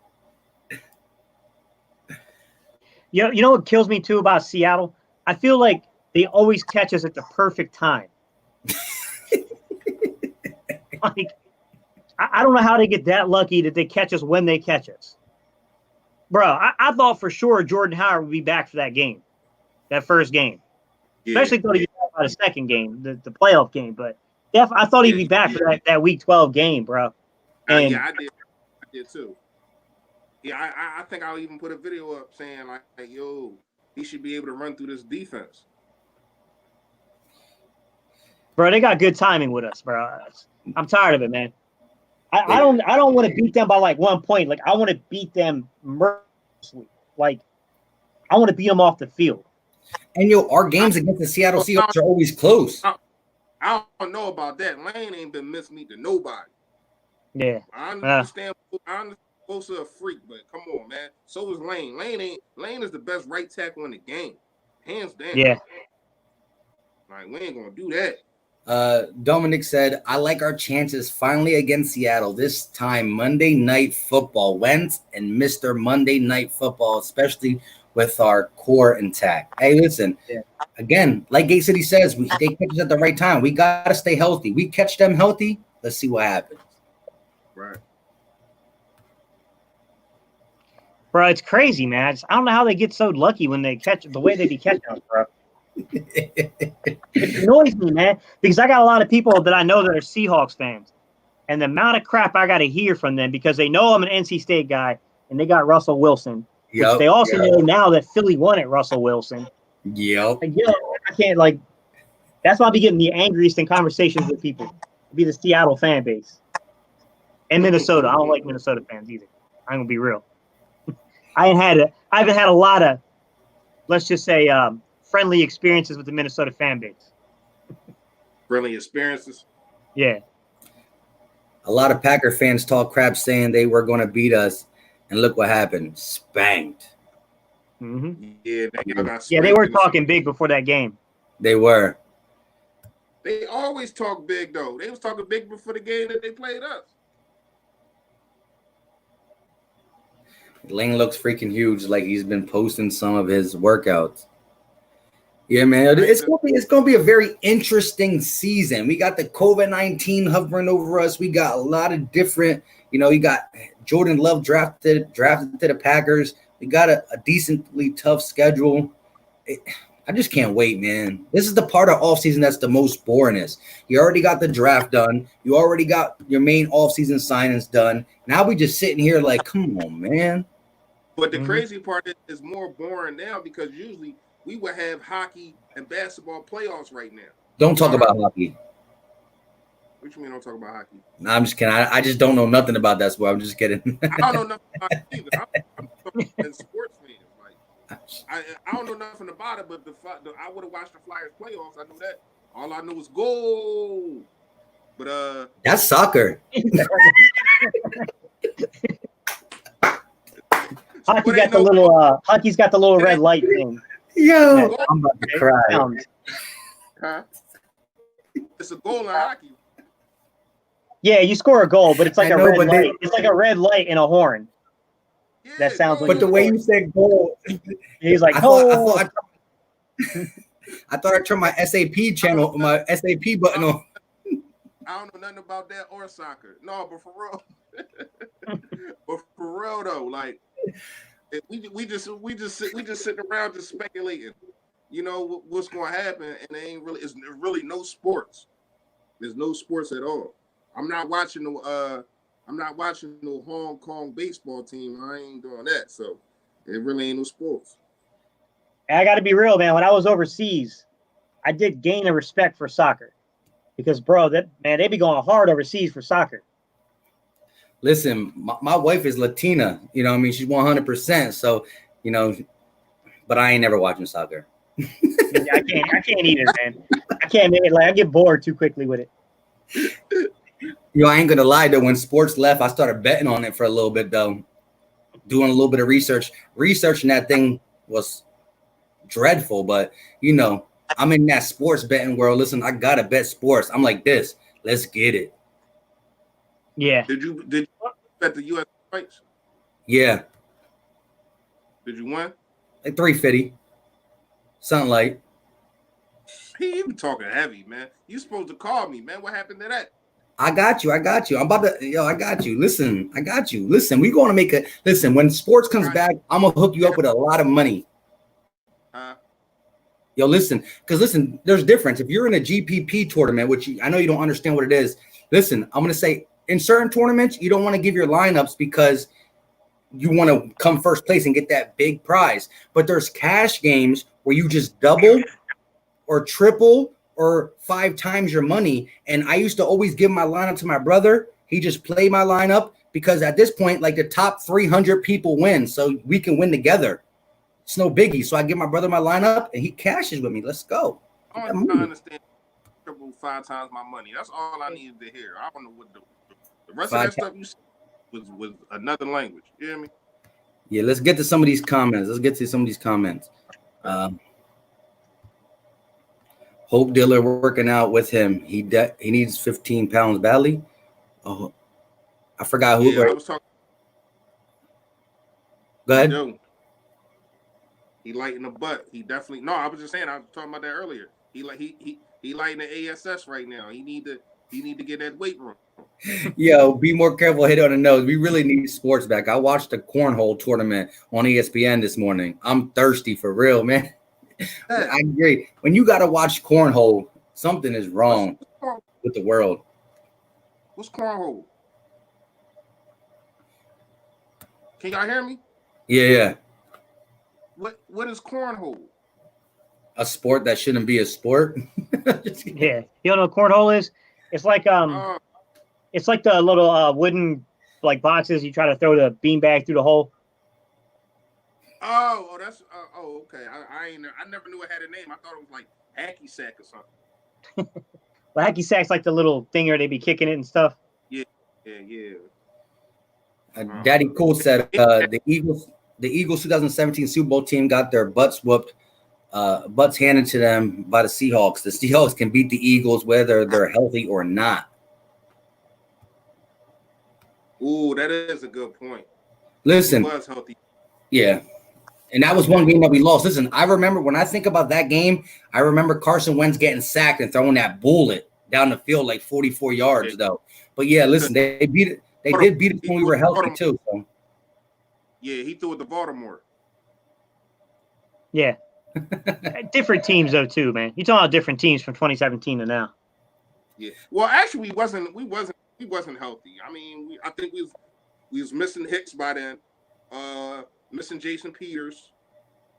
We was missing Sproles. Yeah, good point. We wasn't truly healthy. We just was stomping out everybody. Yeah. Hey, listen, there's something about Seattle, how they play us. I mean, they do beat us, but the thing is they never really kill us. They don't just blow us out like the Saints did that 48-7 bash, but they always get us at the end. Yeah. I mean, look, Josh McCown Josh McCown pretty much hung with him the whole game except for the end. If Carson was in that game, man, I'm telling you, man, we would have wanted to go see the 49ers. Charles Smith, appreciate the super chat. He said, be more careful. You better than me. I had to continuously watch a YouTube subscriber continuously run a receiver reverse with Djax. Man, you about to get this. You about to get this work in Madden, though. We about to play this weekend. Let's get it. Oh, he trying to get me. Bro. Hey, Charles Smith be grinding. You got your go-to play? Yo, listen, you know the sad thing is, I'm going to tell him I'm doing it to him, and he's still not going to stop it. You know what I mean? He's one of them guys. No, I'm just kidding. I'll put some respect on your game until I play you. But listen, I did that same play because the dude was stupidly not defending it. Like, listen. Yeah, I don't know. Online, you get different type of players. You get guys who you got to strategize to beat, and you get guys who should not be on the sticks, like get up off the sticks. So I'm going to have fun with it. You know, I want a D-Jack to have over 100 yards rushing. I like to do different things when I'm playing against bums. You know what I mean? But I'll put some respect on your name, Charles, until we play. Charles is a good troll, bro. Yeah. Charles knows how to troll people. He definitely does. Yo, appreciate the super chat. Yo, I watched the D-Jax video too. I would kill that cheese. Oh man, if you got PS4, I get you. We play. We gonna play. I want to play a couple of you guys. And depending, even if I take an L, I'll put some of these in my intros too. Like, I mean, it's cool. It's cool. But I do got skills. I'm gonna show you. Yeah, I ain't played Madden since I got locked up. I got locked up 2013. I don't know nothing about no Madden no more. I tried to play it in like 2018, and it's just so much that you can do, and I'm like, I don't know how to control that, man. I just know how to press X, Y, and the circle button. I remember the old school Madden where you used to be able to go in there and put the cheat codes in and soup your players up to like 99s. Yeah. Yo, two of my brothers were playing. I'm not even kidding you. He might even be in the comment section. It's the one that always be in the comment section, the Cardboard Carolina.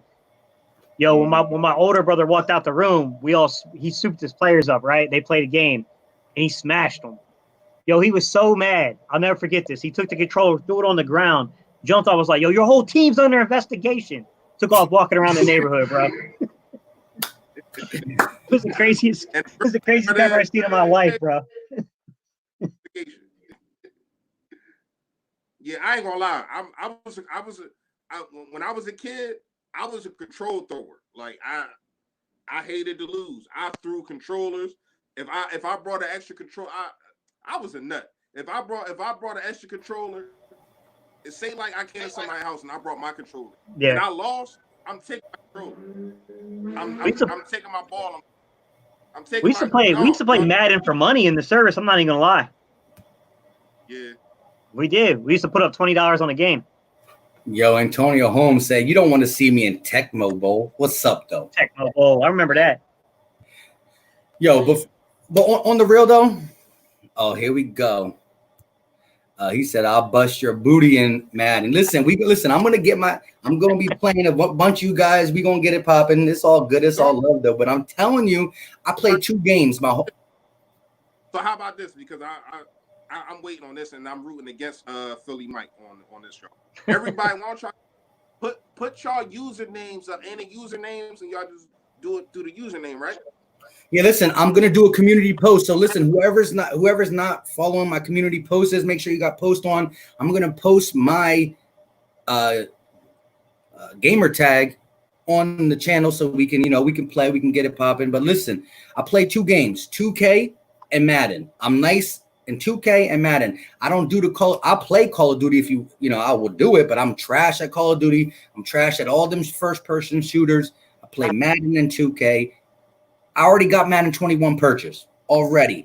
Listen, when I buy the first Madden, I paid for the next one right away. Hold that copy for me. Kenneth, the biggest difference between a go route and a post route is a go route is a vertical stem route that's basically straight up the sideline. A post route is heading towards the goal line post, basically. It's more of a kind of up vertical than a breaking route, basically. But bro, this dude, bro. What's good, Lawrence James? Charles, killing me, bro. The best game was Coach K. Ain't no games with NC State coaches on it. What you mean, bro? What you mean, Jimmy V, bro? We were the first Cinderella team. Yeah. Lawrence James, appreciate the super chat, my guy. What's going on with you? And Charles Smith, like you said, hey, you guys go at it all the time with your NC State Duke wars. I love it, though. And yeah, real quick, for everybody talking about Madden, I play on PlayStation, so I don't got that Xbox. So, you know what I mean? I do fantasy football. I do daily fantasy football. I do it all. I forgot to ask you, Charles, what you think about the Wake Forest hire for coach?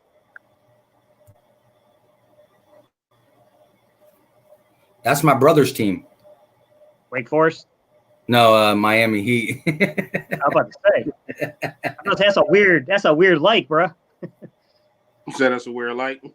Yeah. That's not a big school. Listen, King Post said, what move would you guys like to see the Birds make next? If you got a move that we could make that you think will impact the team right away, what would you pick? Philly Fresh, go ahead. I get just one or two. You can do one and you can do two if you want. I think they need to find a defensive and Carlos Hyde. Next move. I'll say this. You need a power back, and Carlos Hyde's the guy that makes the most sense. I know Miss Jones, if Erica's on here, I know she's not a big fan. I personally think Carlos Hyde would be a good fit for Philadelphia. I think we also need a pass rusher. So Everson Griffin, I don't care. Go get me a veteran pass rusher, someone that can go get actual pressure on the quarterback. And then I think we need a linebacker, man. I think they don't have to be a starter, but we need veteran leadership in that linebacker room, in my opinion. Oh, one more. Offensive side of the ball. We probably could use a swing tackle here, a veteran, guy that's played before. Right. And on that real fast, I just want to know, he has not been signed by nobody. Would you bring back Brad Bradham? Yeah. Yeah, I think he's a fit. I mean, it depends on the money. But, I mean, if he's going to come in for like a league minimum, you know what I'm saying, for the veteran minimum. Going to have to. They already didn't pay him. You know exactly. What I mean?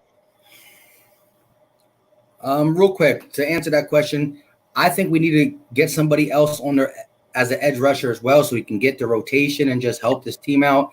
I like the Carlos Hyde pick. I think he fits the mold. I wouldn't be mad at getting Nigel Bradham. Again, he's not a playmaker, changing the whole team kind of linebacker, and he does have injury problems. But again, if you're going to tell me he can come in, contribute to this weak position we got on a cheap deal, the main reason we let him go was because he was going to get $10 million. If he was getting veteran minimum, we would keep him. So why not get a guy like that? Yeah, because you definitely that week. Yeah. I thought about that. I mean, I said that. I actually said that, but I would definitely try to get Everson Griffin first. But yeah. Vinny already said he wants to come back. So yeah, listen, if you're not going out and getting Jadeveon Clowney and or Everson Griffin, you bring Vinny Curry back because I think he had 5 sacks as a rotational player. It's pretty tough. Yeah, but he got 3 of them off the New York. You always try to get me with that. I don't care. Yeah, but his pressure rate though was pretty good. No, he's really like a run stuffer. The defensive end. He can get at the quarterback though. Yeah, he's kind of a pressure guy, but with this interior being how it is, I think he can have a good year. I think he can contribute. You know what I mean? I like the Deron Lee. Be more careful. I like the Deron Lee pick. We need something. We need something in that linebacker room because if we sustain any injury, we got guys that really haven't played that much. I mean, we got to get guys in here that've been in the league. Like, you got to go find somebody who's been in the league a little bit in that linebacker room. And it's crazy because Mike said, it's a weak room. Like the linebacker room is a weak room. It is the weakest room that we have on this team. Like, just think about it. Everything else is kind of solid. When you look at everything else, it's kind of solid, other than defensive end, but it's way more solid than linebacker. Our linebacker is Nathan Gary. What's the other guy name? I don't even like saying these guys' names. TJ Edwards and Nathan Gary, I think, are the holdovers. And then you got the kid that we traded for, the kid from Atlanta last year, who was more of a special teams ace. Duke Riley. Like, yeah, then we got like Alex Singleton, who's not really going to probably factor in. And you got your 2 rookies. And then we got the kid there, the undrafted rookie free agent from Wyoming. Yo, this is super chat for you, Gate City. But yo, listen, I just want to say this real quick before you go. Yo, when they introduced quarterback vision and you had to do that little light, and it would be funny. Someone like Peyton Manning back in the day, his vision would be like this. You don't even have to turn it. Then you get a guy like, let me think, like Quincy Carter or something, or one of them guys in it. His thing be like this. You got to be really locked on that junk crazy. I'll tell you why. I'll tell you what used to make me mad about Madden. Is that I would watch my I watch my friends, my brothers, they'd pick a defense, right? And I knew how to beat that defense. And I call the right damn play. It don't matter on Madden. It does not matter on Madden. Like, I know he's got an all-out blitz, but somehow on an all-out blitz, I see it, I go to hot read, and yet he got 3 people backed in his zone somehow. I used to hate Madden in like the early 2000s for that crap. Yeah. And then you guys remember Mike Vick in the early Madden days? Dude, he was unstoppable. Yep. All you had to do was roll him out. I mean, there's nothing you can do to stop that roll. I used to hate the early Madden days. The quarterback vision, I thought, was a little, but yeah, it's unfair because they should have just made it to where like everybody has the same vision, so that way it actually tests your skill set. Now, where you can take Peyton Manning and have the entire field. That quarterback vision stuff was. I forgot about that. Yo, Jalen Williams, appreciate you bringing it. I forgot about that, man. I think that was before 2013, wasn't it? Huh? Not on there no more? I don't know. What are you laughing at? No, I know you don't play. It's cool. But I can't stop laughing when you say you was like, it's not on there no more. Nah, that's young gone. So what they do now? Like, your quarterback is your quarterback. If he's trash, he's trash. Simple. So you can still like hold like press the button down like real hard for like a long pass or you can like blow it, right? It just you can tap it for the flow. You can hold it down for the. Hey, listen, if you get like right now for real, if I brought a PlayStation. I bought a PlayStation right now. I guarantee I'll be nice, especially with this going on with this pandemic. I guarantee I'll be nice in like 2 weeks, yo. Well, get your game up, bro. Let's go. Hey, Jalen, I'm not kidding. When I was in the military, we literally used to have to play. Because we played for money. You play rules like, yo, you can't play with Vic. Like, nah, I'm not putting money up if you're playing with Vic. There's just no way of stopping it. Yeah, Vic was cheating. You know who else was cheating? You know who else was cheating? This was like 2007 though. 2007. Devin Hester. He was like a 99 in speed. Like couldn't nobody catch him. No, didn't they give him 100? Didn't they give him 100 finally? Listen, my little cousin used to play with this guy. Used to play with the Bears all the time. I would punt to him. He would catch the ball, run up the field, run all the way back. So now everybody's chasing him and then cut up the field. Every time. No matter how many people I tried to like go over to the side, I couldn't stop this bull, man. I couldn't stop him. Man. Mike probably won't know this because this is like way back. Do you remember like I think it was like Madden like 95, 96 on Genesis where they had Charlie Garner? They was 97. Bro, that dude like, yo, he was so fast on that game. I don't remember him being fast. Oh man, it was like Genesis. It was like Sega Genesis. It was like it was back. I remember Barry being fast. Yeah, nah, this is like when Charlie Garner first came out. Like he was rated low as crap on the game. But yo, he was so fast. You could not like all you had to do was get him on a sweep, bro. It was over. I hope no one hit him. If someone hit him, it was all over. Dude was fumbling. So Stephen LeBron said, yo, who's the sleeper for real in our draft? To me, it's Hightower. Give me all sleepers in the draft. That we drafted? Yes, sir. In our draft? Yep. Define sleeper. K'Von Wallace, are you going to call K'Von Wallace a sleeper? Because I got to go with Philly Finish. Because he slid to the 4th round. That's my guy. Yeah, K'Von Wallace he has potential to be the best player in our draft. If y'all get what I'm saying, other than Rhaegar, I feel as though K'Von Wallace has the potential to be the best player out of this draft that we drafted. I'll give a surprise one because I know everyone doesn't want us to say that. I'll say this.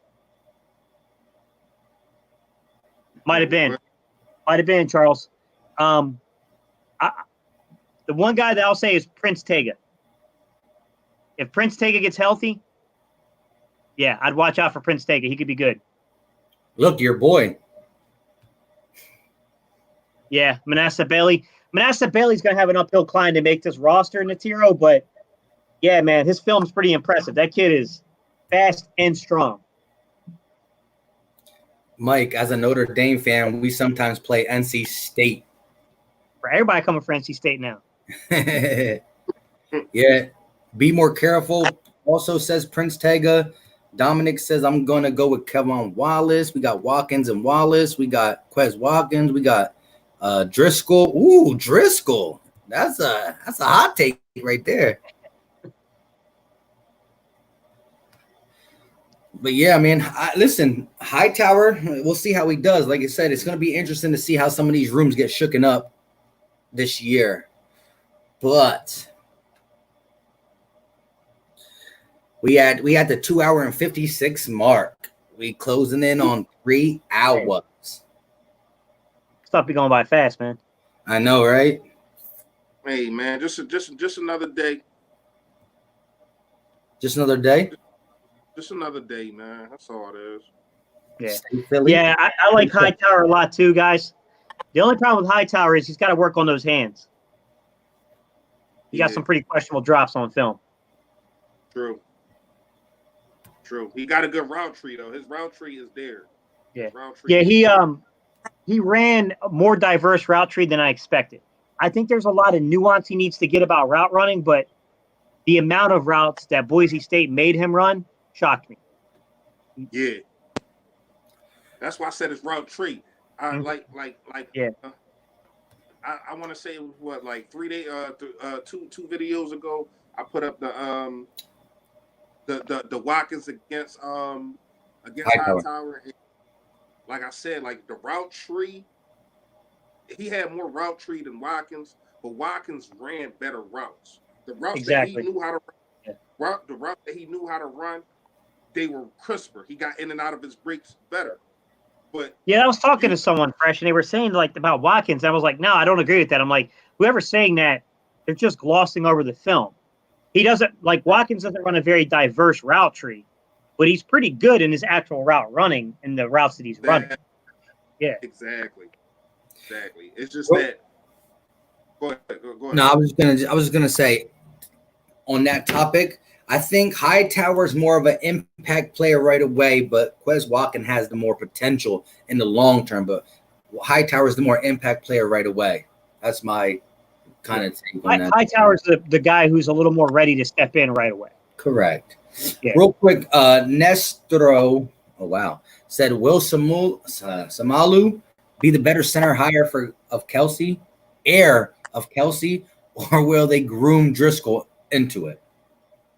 I think it'll be Seumalo, but Driscoll's got potential. Driscoll has potential to play center. I think it depends on how long it's going to take. If it's going to be next year, I would probably think it'd be Seumalo. If it's going to be 2 or 3 years, might be a different story. Here goes Charles Smith trying to get up on, just trying to. Here you go, bro. He's trying to angry the crowd, and lucky Philly Fresh ain't here, I guess. You know what I mean? Yeah, he got freshman all over that.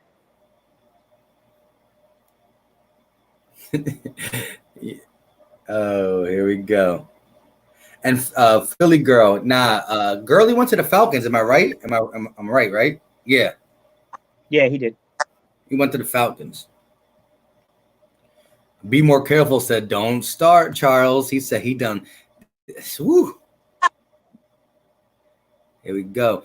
He said Prince and Rager both have the biggest Pro Bowl potential of this draft. Jalen Williams said, I like Prince at first, but I looked at like 5 of his games, and the problem with him is he lunges his feet get stuck. Then he catches up. If he can be more fluid, he'd be a problem. Jalen, I agree with your assessment. He gets handsy. And off balance sometimes. He's definitely something that can be worked on, though, and he's got a raw athleticism to him that just it stands out.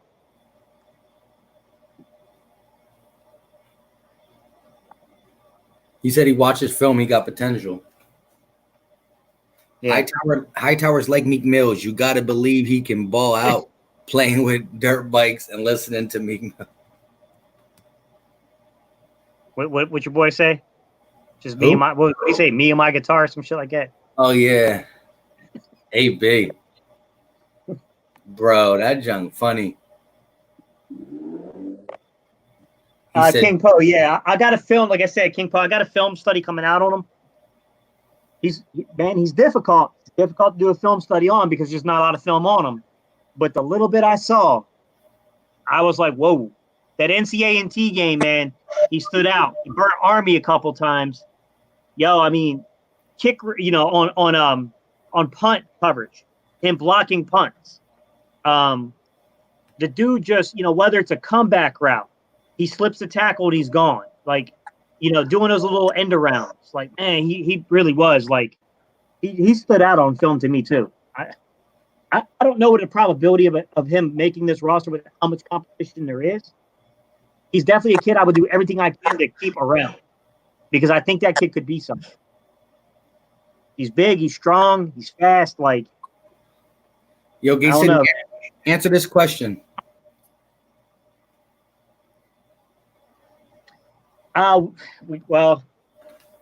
We traded them our fourth, right? Our second fourth, the second compensatory fourth, right?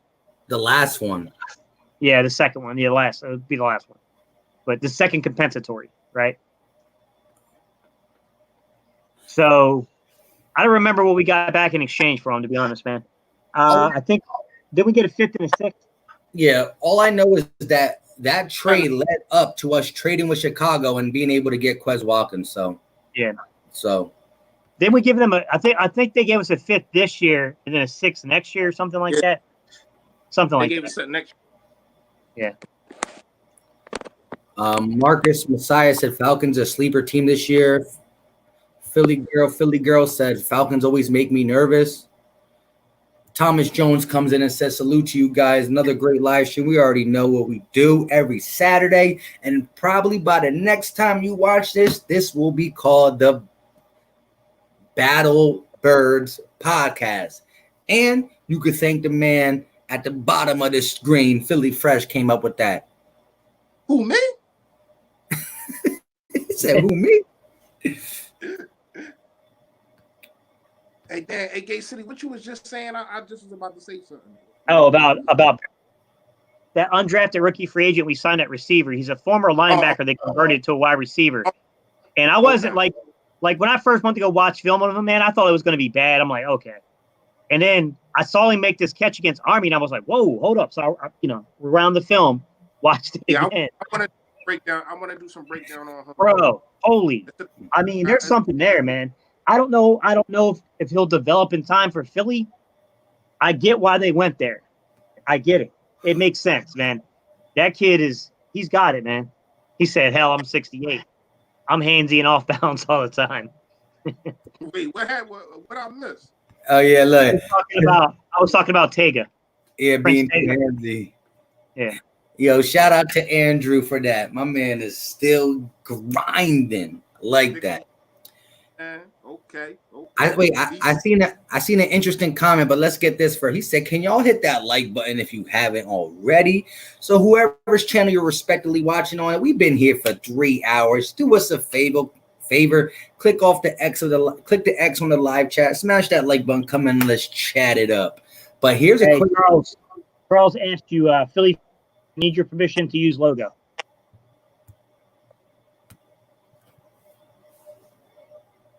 Yeah, as long as you ain't doing nothing crazy with it, I don't care. Ask him for what? he's like, you're good. How do I get somebody a wrench? How do I do that? You got your phone? No, it's on my laptop. I mean, same thing. Same thing. Okay. Go into the chat. Go into your chat, and then right beside their name, just select them, and then hit administrator. Add moderator. Add moderator. Yeah, sorry. Moderator. Yeah. Okay, I didn't know if that was that. Yo, here was an interesting question, and I want to hear what he says. Hear what your guys' takes on it. Who is more Philly, Allen Iverson or Brian Dawkins? Ooh. Yeah. Ooh. I mean, when we saying Philly, what are we saying? Like, what's that? Yeah, I'll be defining that. Because we're talking swag of the city is AI. Now we talking go all out, and who had more of a pulse of the city. It might be Dawkins, but it was a quiet way that he did it.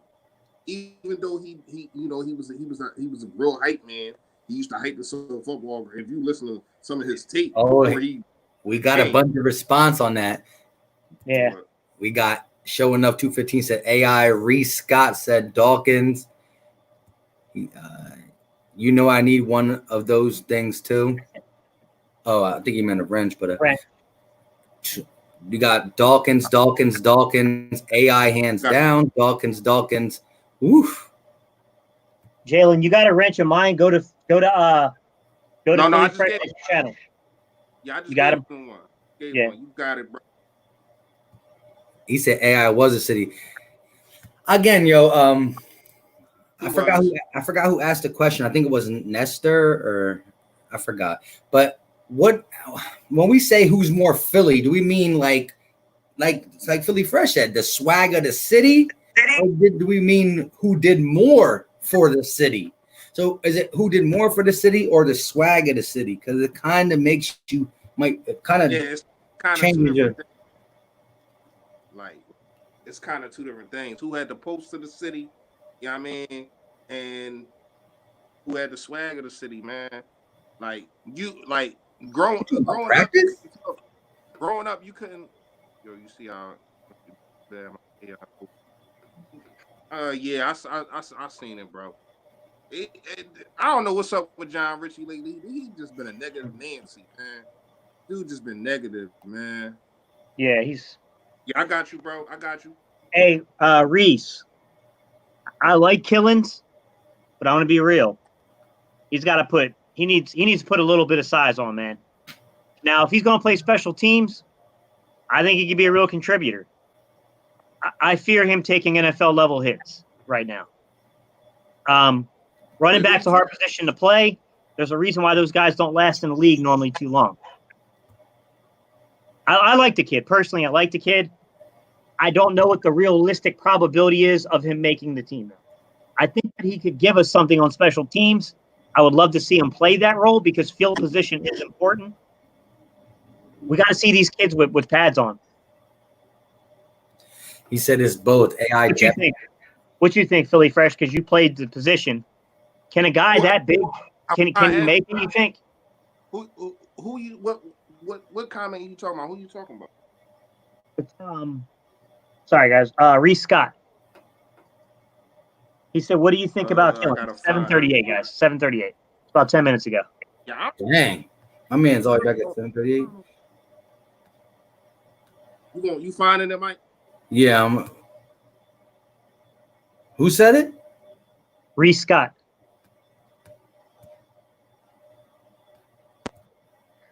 Okay, we good. Yeah, what I think about Killings as right now, he's a practice squad guy. He's a guy that, you know, he will return punts for you, but you hold your breath every time he returns a punt.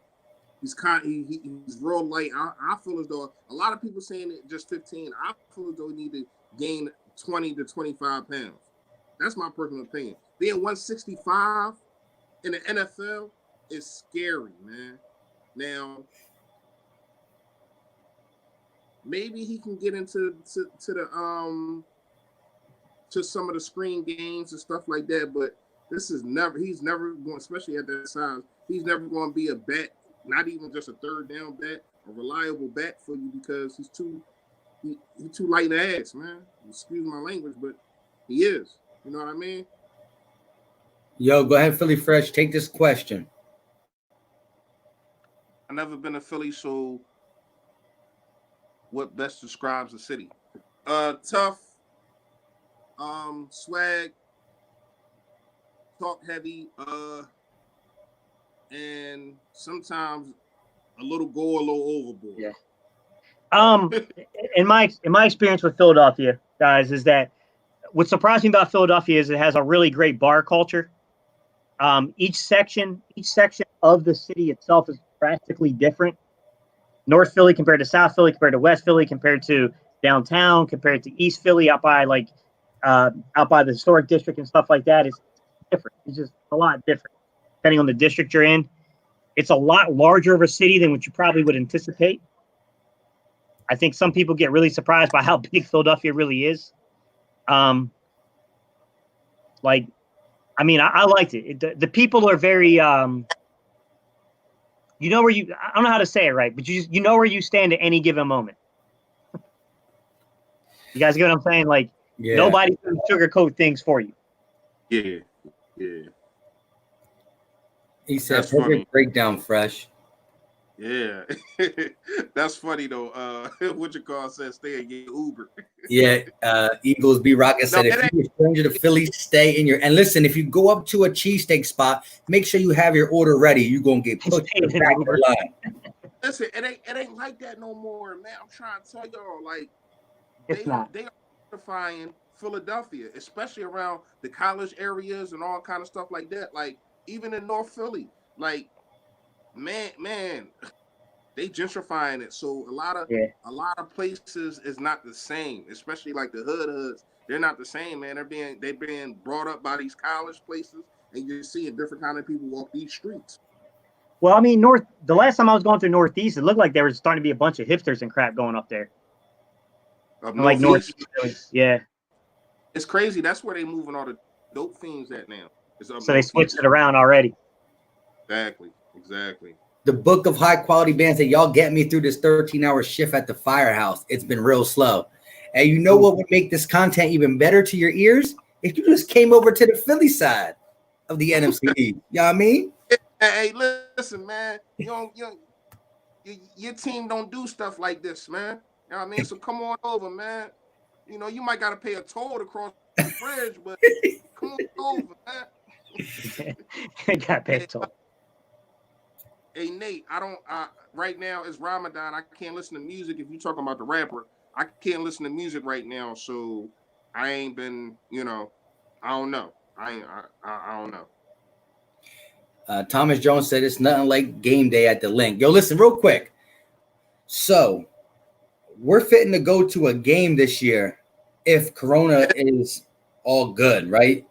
I'm going to a couple of them, but listen, y'all down for it, right? Like y'all down to link up to get to a game? Yeah, of course.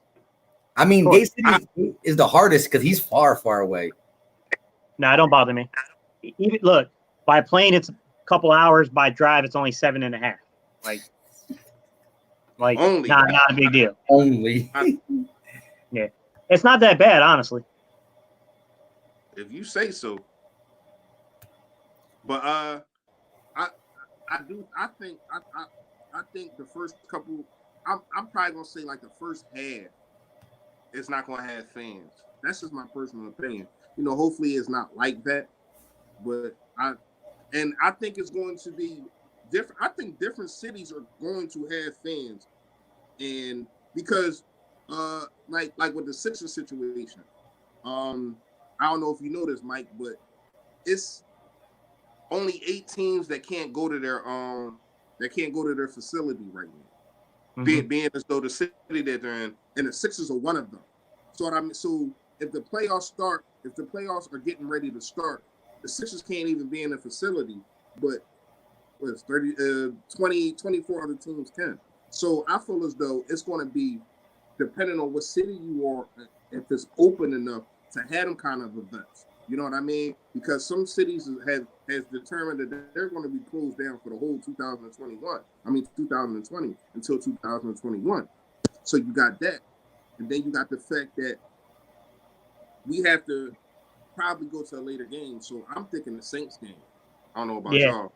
Yeah, that would work for me too. That'd be a good one to go to. Nah, I'm from West Philly, the best Philly, man. You already know. He the Fresh Prince. That's why he got his name, Fresh Philly Fresh. West Philly, the best Philly. Man. Yo, let everybody know where you from, or where you at, Gate City. I'm in Greensboro, guys. Greensboro, North Carolina, home of the Civil Rights Movement. And everybody else, drop y'all location. Yeah, let us know where you're at. Where everybody at, man? Oh, you went. He said it. Now, see, okay. Everybody, drop y'all location. Where y'all at? You hate the color green. All right, well, get you a black John, man. We wear all black. What you talking about, man? Yeah, Jalen, I am. I'm pretty deep in the NC, bro.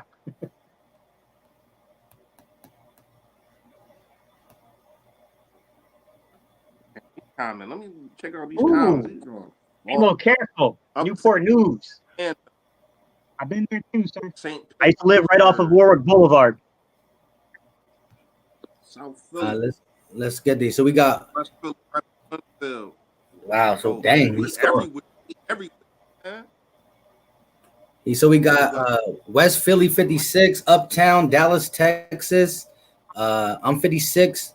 Street, Lansdowne, all LA all day. Baltimore, Newsport, Philly, Uptown, Orlando, Florida. The mean streets of St. Petersburg in Florida. I'm from South Philly. Thomas Jones, what's good, bro? I was an NC State student. I used to live right by Cameron Village. West Philly, South Carolina. I was just in South SC. I live in Kansas City. Oh wow, you're over there in Kansas City. Them home fans are probably heavy over there. Hey Reese, you from 56 and Master? You know my man Nay, my man Darnay, man. That's my man right there. He from up there. Jalen, they kind of. They're in what they call phase 1, which means like you can be in gatherings of like 10 people, some crap like that. Man, I don't know, bro. They opened the beaches to thoroughfare, like you can walk across them, you just can't congregate. But I think you have to live in there. I don't know, bro. It's a bunch of crazy crap right now here. I just keep to myself, man. I go outside, I keep a mask on, I don't talk to nobody if I don't know them. Dang, yeah, we got some more Texas, DC, Virginia, Texas, West Philly. Dang, yeah, all over the place. We got a lot of Philly boys though. Yeah, we do. Yeah, see, remember last time we didn't have that many last time. No, he not dark skinned. He light skinned with a big behind nose, like damn, I can't remember that Muppet, big behind nose. He about to get you, but he watches. No, I'm just kidding. I don't care. That's my man. Charles, yo, you see Charles's comment, bro? Nah. 757. There's a lot of 757s. Hold on.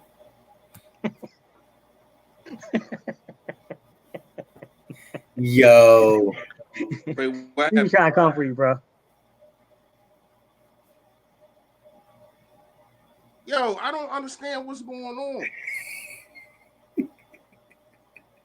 I don't understand what's going on. Hey, listen. All right, well, you want to donate? You know I'm live now, so you can donate to get me a new mic. How about that? It's like, no, okay. But y'all really can't be hearing me. Eagles be rocking. Wait, Eagles be rocking. I was in that shipyard too, but I was on the Ike. I think we were I want to say we were there in dry docks like 2003, 2004.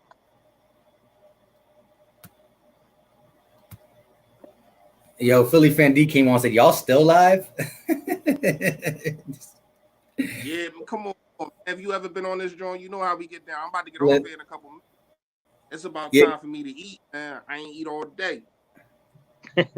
I feel you. Yeah. I was supposed to be somewhere at 7:30. I was on the Eisenhower, man. Eagles be rocking. I was on the Ike.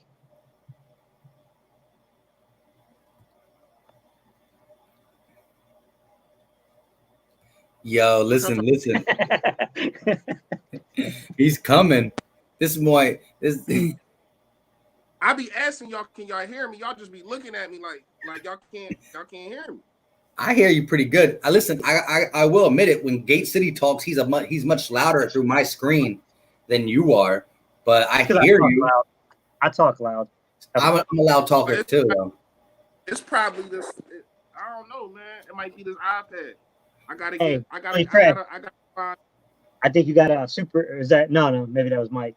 But you got for the Philly Fresh Mike fund. I'll scoot that over to him. Cash app. Some nigga set my joint right here, man. I can go live now. No, but I'm gonna get my laptop back, man. I gotta find my chart. I sent the my kids had to do all their work, right? So I sent the laptop over there. It come back, the charger broke. Hey yo, at the end of the day, we appreciate all you guys in here watching this for as long as you do. You know, as much work we got to put in talking for 3 hours and 21 minutes, you guys put in the work for listening and giving your feedback. I know your fingers be like hurting after that. You be working them out, bang, bang, bang, bang, bang, bang. But we appreciate you.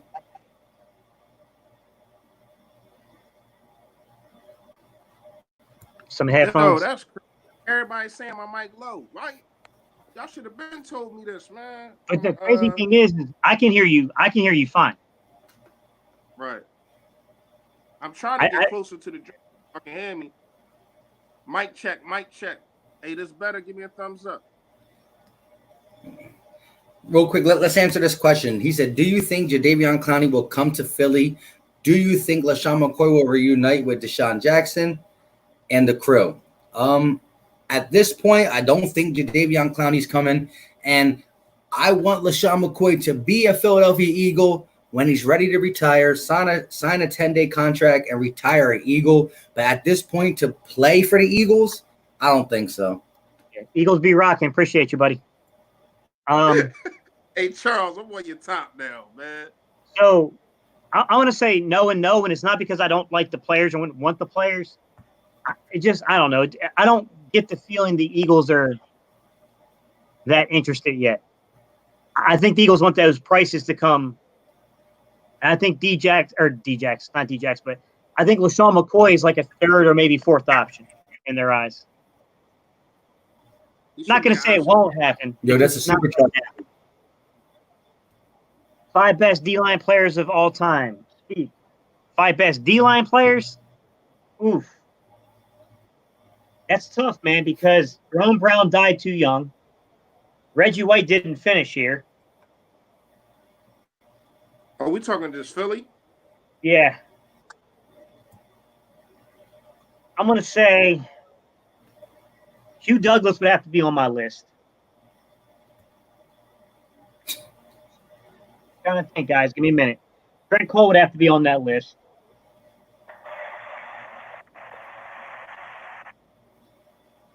Reggie didn't play here long enough to be on the list.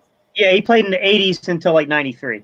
Yeah, I'm going to say Reggie White's going to be your number one because it's Reggie White. Fletcher Cox Trent Cole's up there. Trent Cole's up there. Number 2, number 3. What about Javon Freak for the year? Or a couple years? Nah, I think that I would go Douglas and I would go Cole over him. What do you guys think? I like your list. Trent Cole is definitely in it. Hugh Douglas, Reggie White. Javon Curse didn't play long for the Eagles, though, but he did cry when we lost the Super Bowl. Yeah, Thomas Jones. Clyde Clemens, I could see. Yeah. Look at Philly fan D said, what about Brandon Graham? No, not top 5. I'm trying to think if I want to pick anybody from the Gang Green era. Because that defense was all world, man.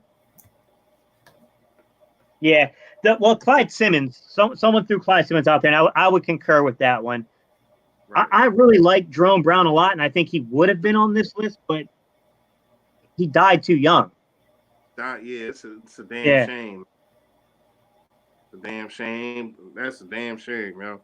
That defense was all world, though. What was that, 91, 92? Yeah.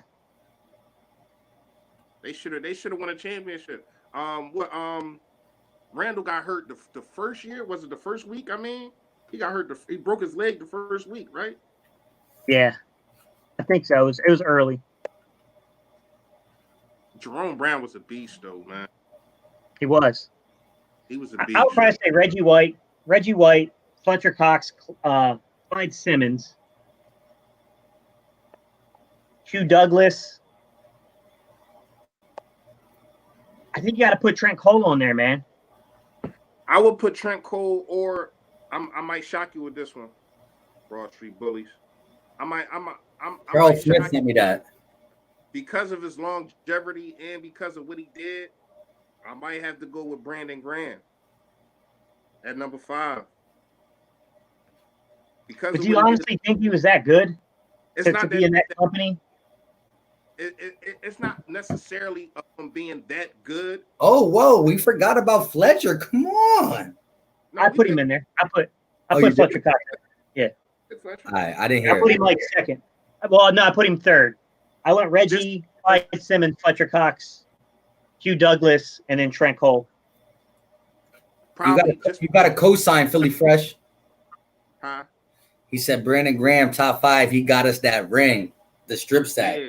Like but if we're talking about skill set and accomplishment as individual, I'm saying because of his longevity and what he done for this team, and to put the icing on the cake, that play. You know what I mean? It's not just because of that play, but let's not forget that Brandon Graham came in and Chip Kelly tried to play him at linebacker, and that was just horrible. Yo, if we had a guy like Trent Cole on the D-line right now with Fletcher and all these boys, my God. Yeah. Yo, man, imagine we had Hugh Douglas. Look, he said Hollis Thomas. Remember that? Yo, the funny thing. Yeah, that was a while ago. Yeah, he was in the Super Bowl running too. The first Super Bowl. He be on the radio now. He funny as hell, yo. Yo, he was funny in his career too. He's always doing stuff on the sideline. He's a funny character, yo. Then with his down south accent, he's a funny bull, man. None of y'all went with Michael Muller. Ooh, no. It has to be the biggest letdown ever. Michael Bull. No. How about Marcus Smith? Yeah. Yeah, that was a pretty big one too. At least Mamula produced a year or two. Yeah. Yo, what was Chip thinking? Oh man, I really want. Hold on, I gotta go to that draft. I want to see who. Pick 3, I disagree. Fletcher Cox is a much better draft pick than Brandon Graham. Yo, Fletcher Cox does everything on that defense line. Listen, let me just disagree with that one. Let me say this. Brandon Graham and these guys get one-on-one matchups because of Fletcher Cox. Fletcher Cox, exactly. And he's the best D-line in the game. The only thing that, again, if you talk about run stopping, he's better than – if you talk about everything, he's better than Aaron Donald. But I will say Aaron Donald is a way better pass rusher. But when you add the pass rushing ability of Cox plus his run defense, Cox is better than Aaron Donald in my book when it comes to a whole defensive tackle. Aaron Donald he rushes like a defensive end, but he's a D tackle. But come on, my boy Big Fletch is in the building. Stephen Joyce. But hey, McDougal had that one preseason though. Yeah.